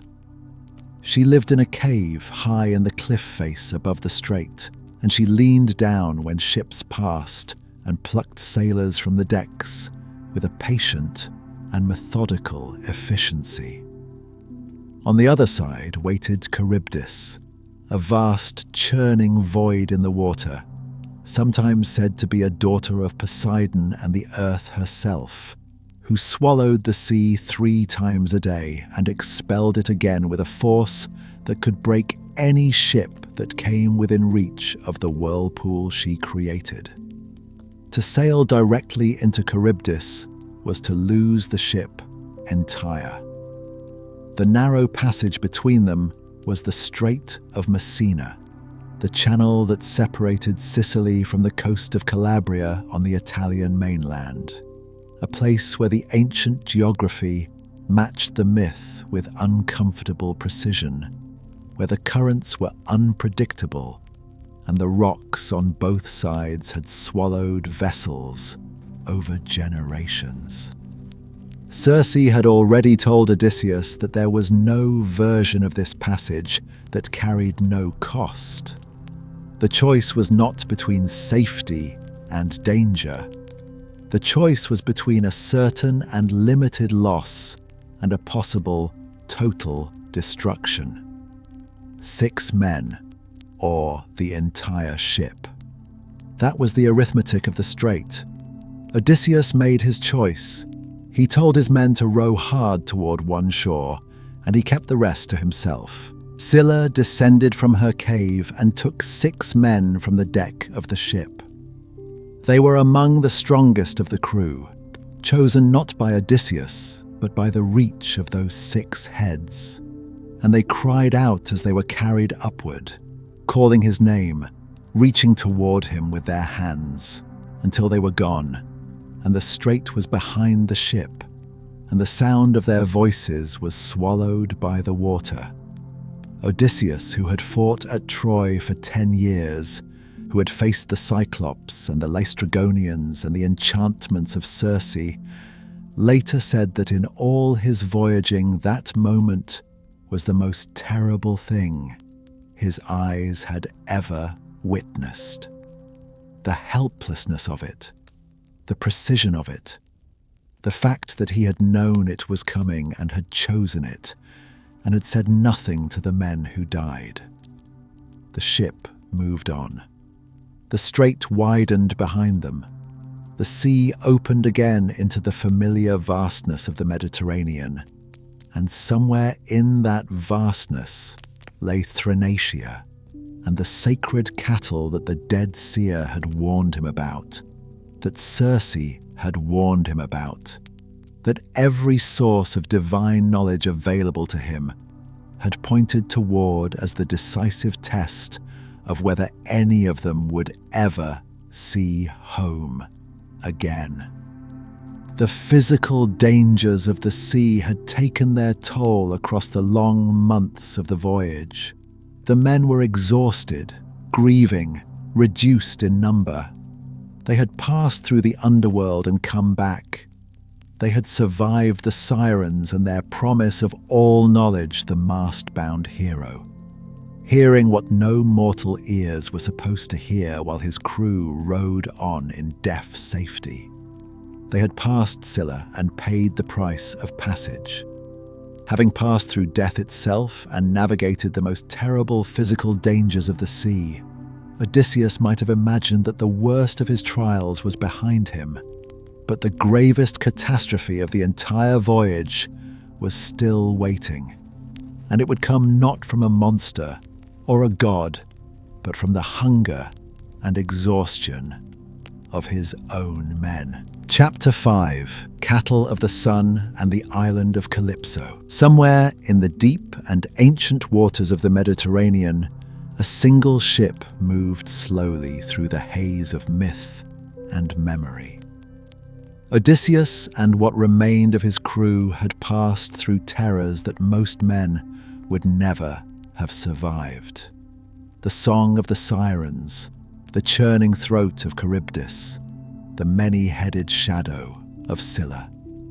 And yet the sea continued to stretch before them, patient and immense, offering neither rest nor mercy. Ahead of them, according to the warnings they had already received, lay one final trial before the open waters of home. Tiresias had spoken of it in the dim underworld. Circe had repeated the warning with quiet urgency on her island before they departed. Both had named the same place, Thrinacia, and both had delivered the same command with absolute clarity. The sacred cattle of Helios grazed there, and they were not to be touched. Not for hunger, not for necessity, not under any circumstance. Thrinacia. The name itself carries the memory of something triangular and ancient, drawn from the Greek word for three, an island shaped by three prominent headlands reaching out into the sea. From the earliest centuries of commentary on Homer's poem, scholars and travelers identified this place with Sicily, the great three-cornered island that ancient geographers later called Trinacria, meaning precisely that, the three-cornered land. The shape of the island, the triangular sweep of its southern coast, the placement of its shores within the ancient Mediterranean world, all of it seemed to echo the mythic island Homer described. And so it was toward this place, real or imagined, mythic or geographical, that the last ship of Odysseus quietly sailed. Helios was no minor figure in the ancient Greek understanding of the divine order. He was a Titan, born to Hyperion and Thea, brother to the moon goddess Selene and the rosy-fingered dawn goddess Eos. Each day, without fail, he rose from the eastern horizon, mounted his blazing chariot drawn by 4 immortal horses, and drove his fiery quadriga across the full arc of the sky, flooding the world with light before descending again into the western sea. But Helios was more than the source of daylight. He was a witness, perhaps the most reliable witness in all of creation. From his high passage through the heavens, nothing escaped his sight. He saw the deeds of gods and mortals alike. He saw crimes committed in the open fields and oaths sworn under sunlit skies. Because of this, he could carry his grievances directly to Zeus. And Zeus, who maintained the order of all things, would listen. On the island of Thrinacia, Helios kept his most precious possessions. 7 herds of cattle and 7 flocks of sheep grazed there, each herd numbering 50 animals. Homer describes them as immortal, broad-browed and magnificent, their horns perfectly formed, their coats gleaming, their movements slow and lordly across the island's pastures. They never diminished in number.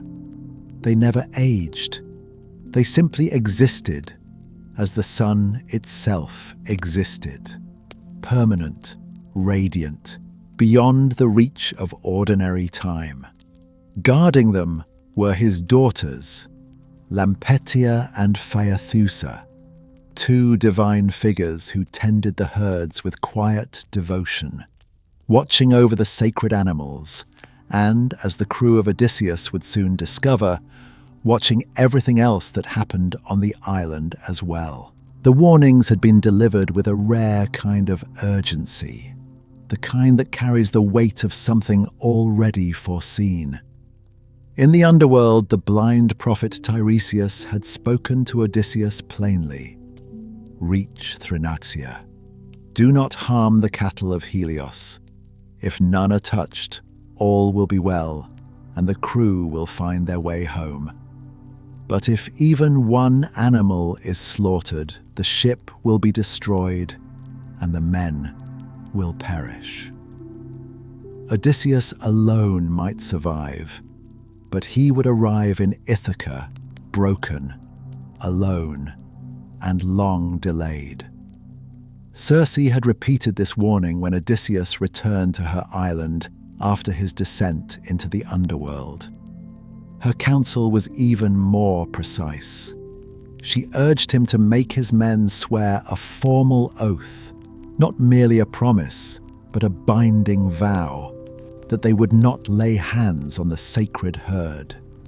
She warned that if the cattle were harmed, Helios would invoke his divine rights, and Zeus would act. The ship would be lost. The men would be destroyed. Odysseus would reach home alone, in agony, carried on a foreign vessel. Two divine sources, two identical warnings. The path was clear, and yet clarity is often insufficient when hunger begins to speak. Odysseus delivered these warnings to his crew before they approached the island. He told them what Tiresias had said. He repeated what Circe had counseled. He urged them, and perhaps pleaded with them, to sail past Thrinacia altogether, if they could. But the winds were against them. The sea would not cooperate. And as their vessel slowed, and the green shores of the island came into view, it became clear that they would have to land, and that doing so would put every warning directly to the test. They landed, and the wind stopped. For days, the crew of Odysseus sat stranded on the shores of Thrinacia, waiting for a favorable wind that refused to come. Their provisions, the food that Circe had given them before they departed, held for a time. But the sea remained still, and the sky gave nothing, and the days stretched one into the next without mercy. Hunger is a patient and eventually overwhelming force. As their stores ran lower and the hope of a swift departure faded, the crew began to eye the vast herds moving peacefully across the island's interior. The cattle were everywhere, slow, magnificent, unhurried. They grazed in the meadows and drank from the streams. They moved through the golden light of each long afternoon, as though they had always been here and always would be. Odysseus climbed to a high place on the island to pray, seeking guidance or perhaps simply solitude. While he was away, Eurylochus spoke. Eurylochus was not a simple figure. He was the second in command of the crew, a man of Ithaca himself, and, by some ancient accounts, the husband of Odysseus's own sister. Throughout the long voyage, he had been the one voice most willing to challenge his captain's authority. Cautious at Circe's island, skeptical when others were led astray, but capable in his skepticism of tipping the balance toward recklessness. Now, with Odysseus absent and the men hollow with hunger, he made his argument plainly. A slow death by starvation, he said, was worse than any divine punishment. The cattle were here, the men were starving. Better to feast and face whatever came than to waste away on empty shores waiting for a wind that might never arrive. The men agreed, unanimously. Hunger had done what no argument of loyalty or fear of the gods had been able to prevent. They went to the herds. They selected the finest animals from among those broad-browed, immortal creatures that Homer describes with such reverence. Wide-horned, sleek, unhurried. They offered what prayers they could, improvising ritual from whatever remained on the island since their supplies of sacrificial grain and wine had long since run out. They slaughtered the cattle. They built fires. They cooked the meat. Odysseus, returning from his place of prayer, smelled the roasting flesh before he saw the fires. The realization of what had happened descended on him with the weight of something already irrevocable. But what Homer describes next is perhaps the most quietly unsettling detail in the entire Odyssey: the supernatural signs that attended the slaughter. The hides of the slain cattle began to creep across the ground as though still animated by some invisible life. The meat turning on the spits let out low sounds, not the sounds of cooking, but something resembling the bellowing of living cattle, a deep resonance that filled the air around the fires with an eerie wrongness. The whole scene was attended by these uncanny signals, as though the sacred animals retained a divine vitality even in death, as though Helios himself was marking what had been done. For 6 days, the men feasted. Lampetia, daughter of Helios, had already carried word to her father in the sky. And Helios, eyes that missed nothing, carried his grievance to Zeus. The 7th day came, and with it the wind finally returned, bringing the ship out of the harbor and back onto the open sea, carrying every man aboard toward a judgment that had already been decided. The ship cleared the harbor and moved into open water. For a short time the sea was calm and the wind was steady. Then the sky changed. Homer does not linger on what happened next. He does not need to. The mechanism of Zeus's punishment is swift, total, and without appeal. A great storm gathered above the vessel. The winds turned violent, and from the roiling sky above, Zeus hurled his thunderbolt. The bolt is described across the Homeric tradition as a blazing shaft of fire, bright, radiant, utterly devastating, accompanied by a crack of thunder that rolled across the surface of the sea. It struck the ship.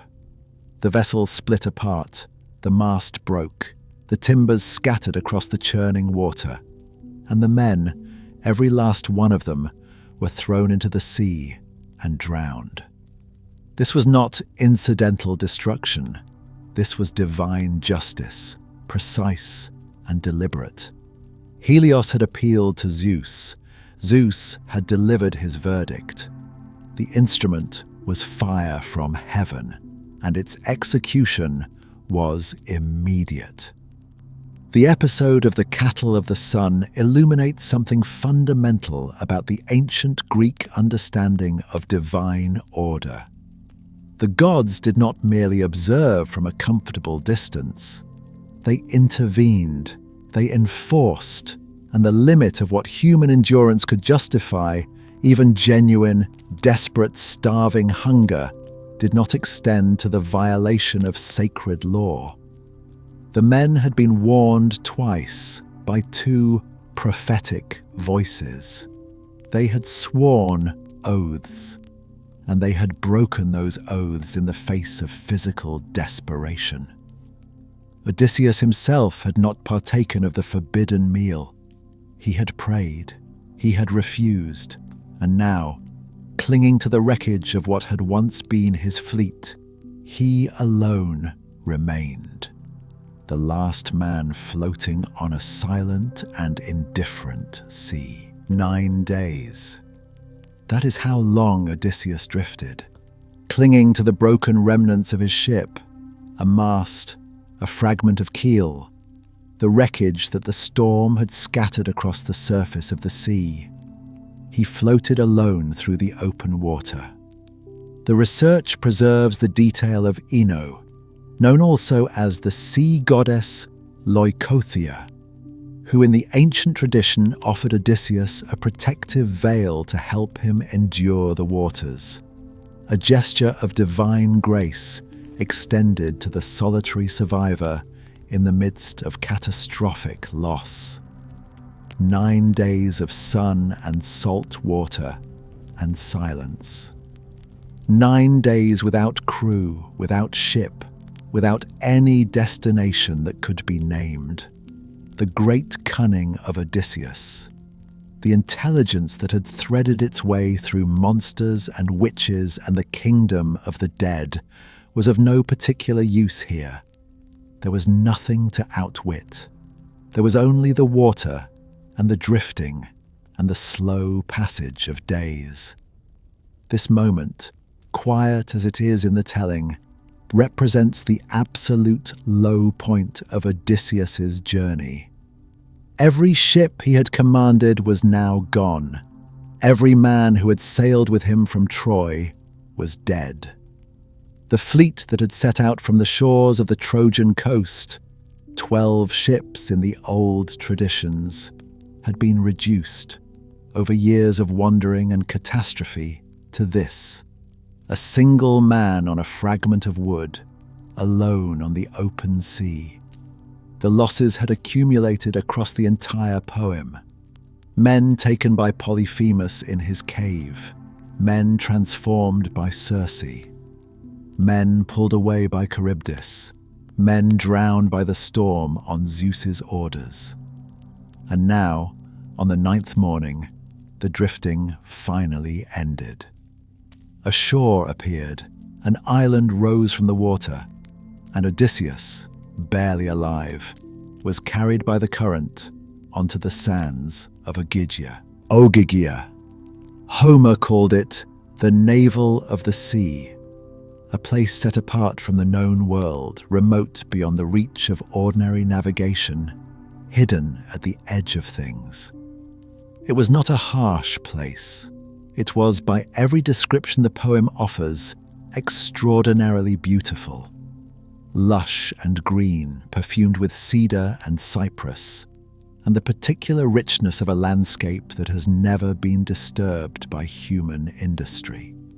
Springs ran clear. Birds moved through the trees without fear.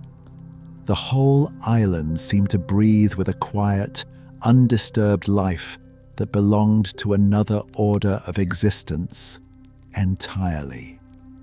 Calypso lived there. Her name in the ancient Greek means she who conceals, and in that name is already a story. She was a divine nymph, daughter of the Titan Atlas by most ancient accounts, and therefore sister to those other daughters of the sky and sea. The Hesperides, the Pleiades, figures associated with the edges of the world and its hidden places. Some traditions gave her different parentage, tracing her lineage through the great Oceanids, but the essential nature remained constant across variations.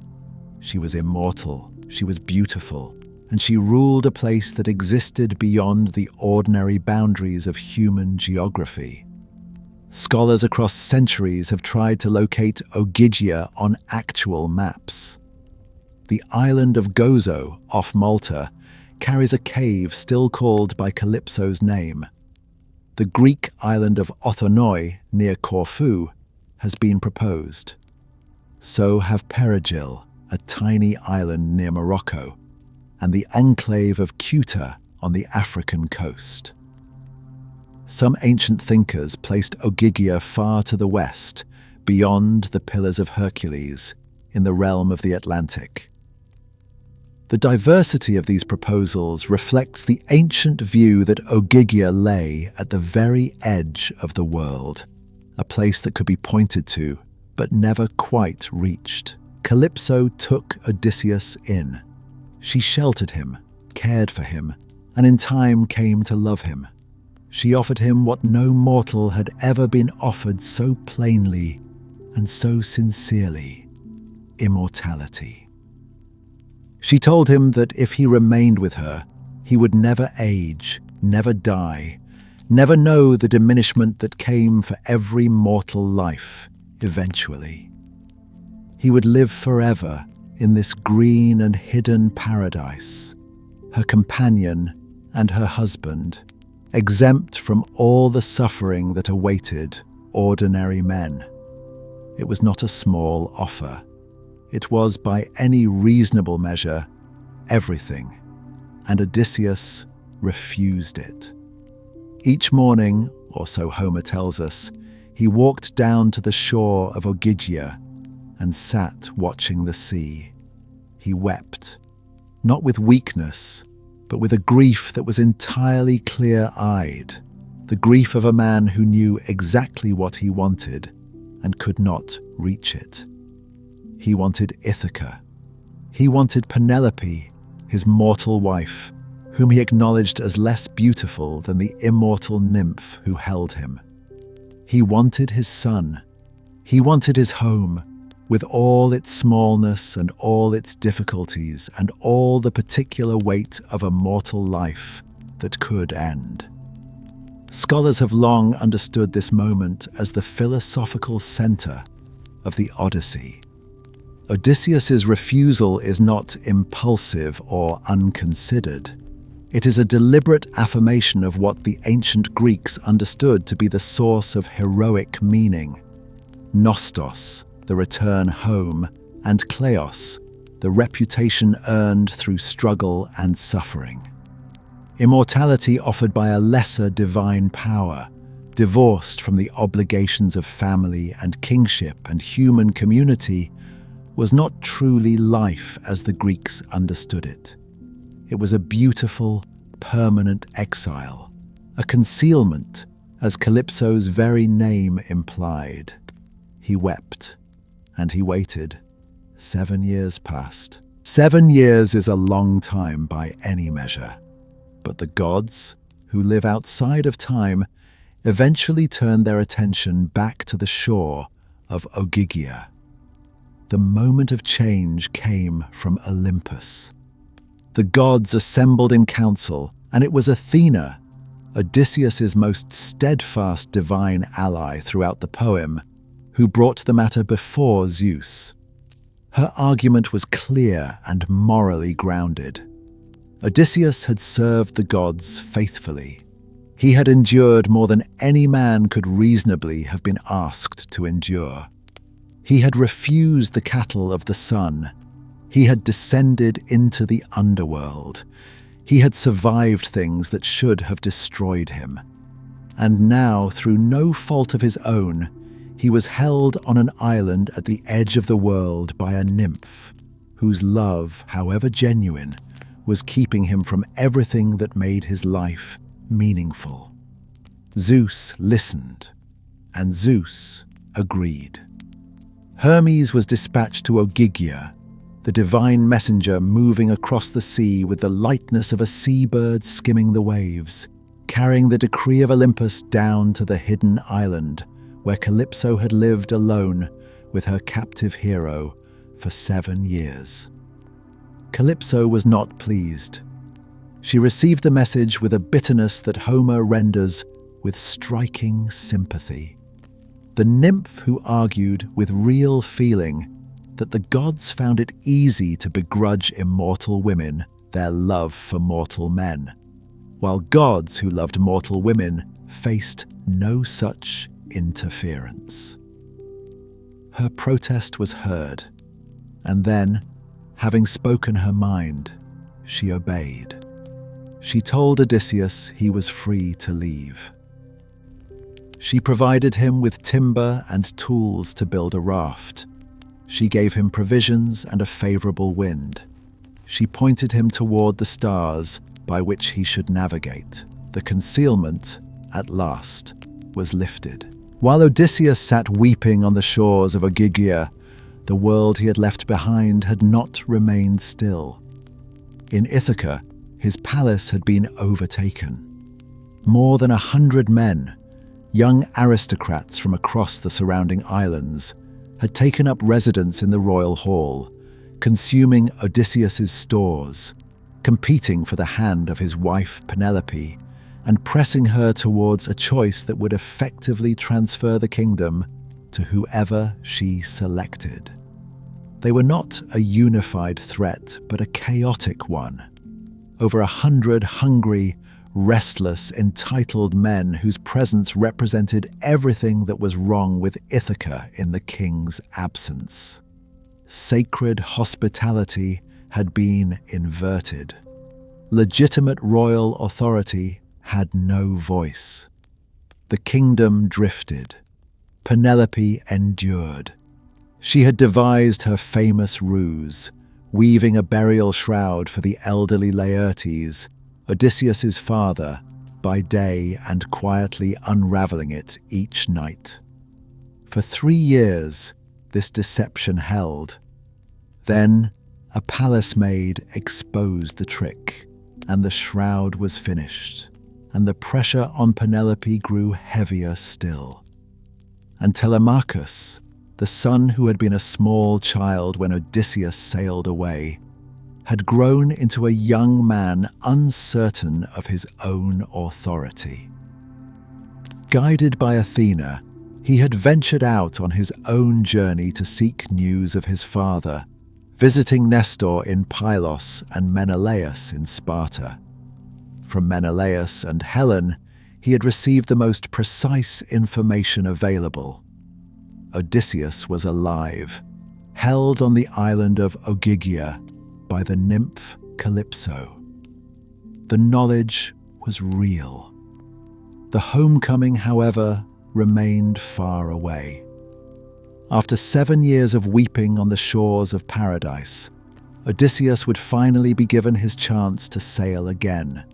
But the sea that Poseidon commanded would not release him easily, and he would arrive home not as a returning king, but as a naked, shipwrecked beggar with nothing left but his name and his unbroken will. Chapter 6. The Homecoming. Disguise, Recognition, and the Bow. After years of wandering across wine-dark seas, Odysseus remained stranded on the island of Ogygia, held there by the nymph goddess Calypso, who loved him and offered him something no mortal hero had ever been promised: immortality itself. Yet the gods, watching from their high seats on Olympus, had grown quiet in their deliberation. Athena, grey-eyed and patient, brought the matter before Zeus, the king of all gods, and pleaded on behalf of the suffering hero.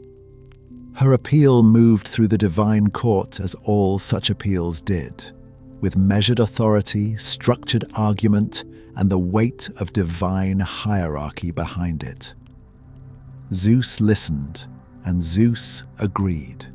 He issued his decree, and it was Hermes, light-footed, wing-sandaled messenger of the gods, who descended through the bright air and carried the command to Calypso's island. Hermes told the nymph plainly, Odysseus must be released. The journey home was fated. Calypso received the news with grief, protesting that the gods bore ill will toward goddesses who loved mortal men, yet she obeyed. She could not stand against the will of Zeus. She went to Odysseus, where he sat upon the shore, staring always westward, and she told him he was free. There, under Calypso's careful direction, Odysseus felled great trees with a bronze axe, hewed the trunks into planks, and fashioned a broad and sturdy raft. She provided him with cloth for a sail, with food and provisions, and with the memory of stars by which to steer. On the tide of a fair wind, the raft moved away from Ogygia at last, carrying the hero back toward the world he had never stopped longing for. The sea is not always kind to those who sail upon it. Poseidon, the earth-shaker and god of the deep, had not forgotten Odysseus. He had not forgiven him for blinding his son Polyphemus, the Cyclops who once cried out in pain and rage from his island cave. The storm that Poseidon sent against the raft was terrible and swift, a towering wave that crashed down like a mountain of water, scattering the long beams of the craft in every direction and casting Odysseus alone into the churning sea. The raft was gone. The provisions were gone. There was only darkness and cold and the immensity of the ocean around him. Yet the hero was not entirely alone. A sea nymph named Ino, taking pity on him, gave him a divine veil to wrap around his body, which kept him from drowning. He swam for 2 days and 2 nights before a rocky shore appeared ahead of him, the island of the Phaeacians, known as Scheria. The waves there were violent, crashing against the cliffs. With bleeding hands, he pulled himself through the surf and finally collapsed on the banks of a river mouth, hidden beneath a shelter of fallen leaves, exhausted and barely alive. And there, on the threshold between the sea and the land, between wandering and return, Odysseus slept, deeply, mercifully, as the night settled over the island of a people who had never known war, who were beloved by the gods, and who were known throughout the ancient world for the generosity they offered to strangers. The Phaeacians were a people unlike any other in the ancient world as Homer imagined it. They lived on the island of Scheria, a prosperous and peaceful realm said to be descended from Poseidon himself through his son Phaeax. Their ships were legendary, vessels so swift and perfectly guided that they needed no helmsman, obeying only the thoughts of those aboard. 13 kings governed their society in confederation beneath the authority of their ruler Alcinous, and the people were renowned for their feasting, their music, their love of dancing, and above all, for Xenia, the sacred Greek duty of hospitality towards strangers. It was Nausicaa, the young daughter of King Alcinous and Queen Arete, who first brought the shipwrecked hero back into the world of the living. Athena appeared to her in a dream and guided her to the river's edge with her handmaidens to wash the royal clothes. There they found Odysseus, naked, salt-crusted, covered in the debris of the sea. Her handmaidens fled, but Nausicaa stood her ground. She listened to his gentle, carefully chosen words and responded with grace and compassion. She gave him clothing, food, and safe passage toward her father's palace, and she asked only that he approach Queen Arete first, whose wisdom and authority were respected throughout the land. Nausicaa's act of kindness was the last mortal hand extended to Odysseus before he finally reached his home. Her name, the tradition holds, meant burner of ships, and yet she helped a man whose ships had all been burned to find his way back to everything that remained. Inside the Phaeacian palace, Odysseus was received with every honor the island could offer. cloaked in a mist by Athena so that no one might observe him too closely before the right moment. He entered during a festival for Poseidon, an irony quiet as a held breath that the hero most persecuted by the god of the sea should enter his refuge in the middle of that god's celebration. King Alcinous and Queen Arete welcomed him without yet knowing his name. There were feasts and there were games, athletic contests in which the young men of Scheria raced and wrestled and threw the discus. When a young Phaeacian named Laodamas insulted him, suggesting the stranger lacked the bearing of a true athlete, Odysseus rose without ceremony and hurled a discus so far beyond all the others that silence fell over the gathered crowd. The blind bard Demodocus sang, first a comic tale of Hephaestus catching Ares and Aphrodite in a golden net, which drew laughter and eased the tension, and later a song of the Trojan War that made Odysseus weep silently into his cloak. Only Alcinous noticed. It was Queen Arete who asked the decisive question. She recognized the cloak and tunic the stranger wore as the work of her own hands. She asked who he was, and Odysseus told her, not his full story, not yet, but the truth of his longing, that he was a mortal man, that he wished only to go home. The court deliberated, as Phaeacian courts did, with measured generosity. Alcinous convened his council, announced the gift of a ship and its crew, and the great telling of Odysseus's story began. Before the Phaeacians' ship carried Odysseus homeward, there was one final act of divine consequence that would mark their kindness with sorrow. The Phaeacians loaded the sleeping hero onto their swift vessel, surrounded by the gifts the court had lavished upon him: gold, bronze, and fine fabrics. And they sailed through the night with perfect, wordless skill, setting him gently on the shores of Ithaca while he still slept, unaware that he had arrived. But Poseidon, who had watched all of this with cold displeasure, petitioned Zeus to punish the Phaeacians for aiding the man he had sought to destroy. Zeus permitted the god of the sea to act. As the Phaeacian ship sailed home triumphant, it was turned to stone just within sight of its harbour, a visible monument to divine wrath and a warning to a people too generous with those whom the gods had marked for suffering. The Phaeacians, struck by the sign, vowed never again to aid wandering strangers. Their era of perfect, unquestioned hospitality had ended in a single moment. The hero they had helped, however, lay peacefully on the shores of his island home for the first time in 20 years, surrounded by mist that Athena spread around him to keep him concealed while he slept. The island was real. The stone was real. The olive trees and the goat paths and the smell of the earth were real. But Odysseus, when he woke, did not yet recognize any of it.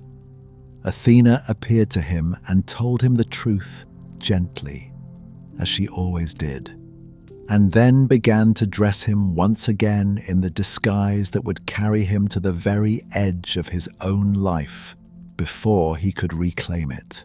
Odysseus arrived in Ithaca not as a king, not as a hero, but as a beggar, ragged, aged by Athena's disguising touch, unrecognizable even to those who had known him all his life.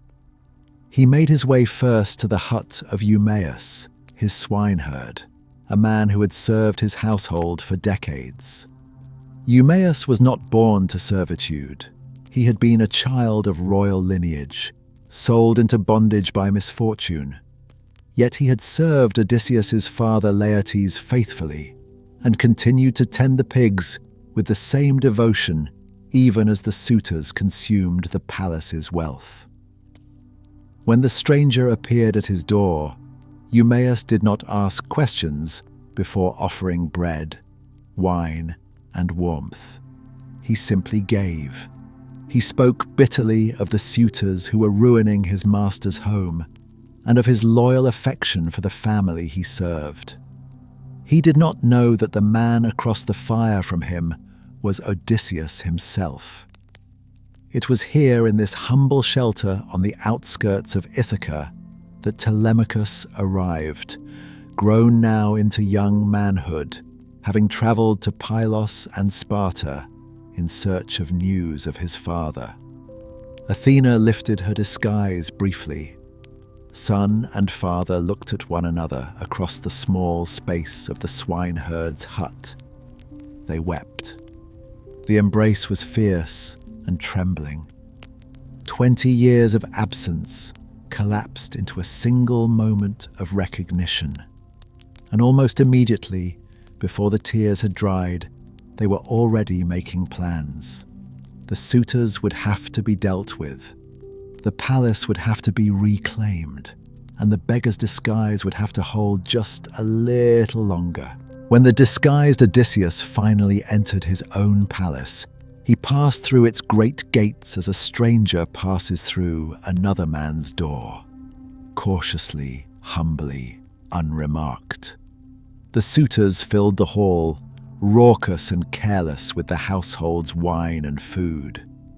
But before Odysseus had crossed even the outer courtyard, something noticed him. Lying in a heap of dung near the entrance, abandoned and neglected, was an old dog named Argos. Odysseus had raised him from a pup, trained him to hunt the hills and forests of Ithaca.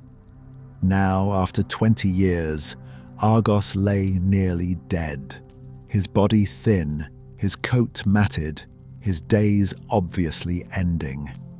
And yet when Odysseus drew near, the dog lifted his head. His ears rose, his tail barely moving, nonetheless moved. He recognized the man that no other living soul in Ithaca had yet recognized. Odysseus saw and looked away. He could not stop, could not greet the animal, could not betray himself, and his eyes filled with tears. He quickly hid. Argos, having seen his master at last, died. It is one of the most quietly devastating moments in the entire epic. This small, immediate recognition from the creature least powerful to speak it, placed against the backdrop of an entire palace full of people who had forgotten what their king looked like. Homer grants to the dog what he withholds from the suitors, an instinct for truth that no disguise could deceive. And in that wag of a dying tail, something essential about the nature of loyalty, about the cost of long absence, and about the kind of love that does not diminish with time, is laid out with a simplicity that no grand speech could equal. Inside the palace, the disguise held, but only barely. Penelope, moved by some instinct she could not name, ordered her aged nurse Euryclea to wash the feet of the travelling stranger as a gesture of hospitality. Euryclea had been Odysseus's wet nurse in his infancy, had bathed him as a child more times than memory could count. She was old now, but her hands still knew the body they had once cared for. As she lifted the stranger's leg to wash it, her fingers found a scar on his thigh, a long, distinctive mark left by a wild boar's tusk on the slopes of Mount Parnassus during a hunting expedition in his youth with his maternal grandfather Autolycus and Autolycus's sons. Homer, at the very instant of maximum tension, does something remarkable. He pauses the action entirely and carries the reader back through decades. To the young Odysseus arriving at his grandfather's house, to the boar hunt in the forest, to the animal's charge, and the wound and the careful healing of it afterward. The digression is long and loving, a portrait of the hero as a boy, connected to a lineage of cunning intelligence through Telemachus, a man blessed with the gift of thievery and guile. When the narrative returns to the present moment, the scar is still there. The old woman's hand is still trembling. She looked up. She knew. Odysseus caught her before she could speak, his hand firm at her jaw, his voice low and urgent. Not yet. Not yet. She swallowed her recognition and kept his secret, her whole body shaking with the effort of containing what she had discovered. Penelope, after years of weaving and unraveling and waiting, made her move. She came before the suitors and announced a contest. She carried into the great hall the great bow of Odysseus, a weapon of such power and unusual construction that stringing it required a strength and technique that only the man who had made it part of himself over many years could reasonably command. The challenge she set was precise. Any suitor who could first string the bow and then fire a single arrow cleanly through 12 axe heads, set upright in a line with their sockets aligned, would win her hand in marriage. Scholars have long understood this contest as something far more complex than a test of strength. Penelope had watched her husband handle that bow. She knew with the certainty of a woman who had spent 20 years thinking carefully about everything that only one man alive could string it. The contest was not an act of surrender. It was her own kind of matey, cunning intelligence, deployed with the same patience she had used on the loom. She was creating the very conditions under which the true king would have to reveal himself. The suitors, confident and arrogant, lined up eagerly. One by one they took the bow in their hands. One by one their faces changed, from confident to straining, from straining to red with effort, from effort to embarrassed failure. The bow would not bend for them. Antinous, the loudest and most domineering of the suitors, suggested postponing the contest. Eurymachus, his most cunning rival, tried and failed in equal silence. The great bow of Ithaca remained unstrung. The beggar in the corner of the hall asked to try. The request was met with laughter and scorn. A vagrant, daring to touch the weapon that had defeated every noble man in the room. But Penelope spoke in the stranger's favor, and Telemachus commanded that the bow be given to him. Outside the hall, in those final moments of preparation, Odysseus drew aside his faithful herdsmen, Eumaeus the swineherd and Philoetius the cowherd, and revealed himself to them quietly. He showed them the scar. He gave them their orders: bar the doors, lock the outer gate, keep the women from the hall, and be ready. They obeyed without hesitation. Then Odysseus took the bow. He turned it in his hands with the ease of long familiarity, a craftsman examining his own work after long absence. The hall fell quiet. He strung it without apparent effort. The sound of the string being set sang through the room like a note plucked on a lyre. He notched a single arrow, aligned his eye along the shaft, and sent it singing through all 12 axe heads in a clean, unbroken line. Then he stood. The beggar's disguise fell away like a garment no longer needed. He looked across the hall at Antinous, who was reaching for his wine cup, and put an arrow through his throat. The great slaughter of the suitors began. Odysseus and Telemachus, Eumaeus and Philoetius, fighting side by side in the smoke and noise and chaos of the hall, while Athena spread fear through the suitors with her divine aegis. When it was over, only the bard Phemius and the herald Medon were spared. The hall was still. The hall had been purified. The disloyal servants, those who had aided or consorted with the suitors, were dealt with in the swift, unsparing justice of the Homeric world.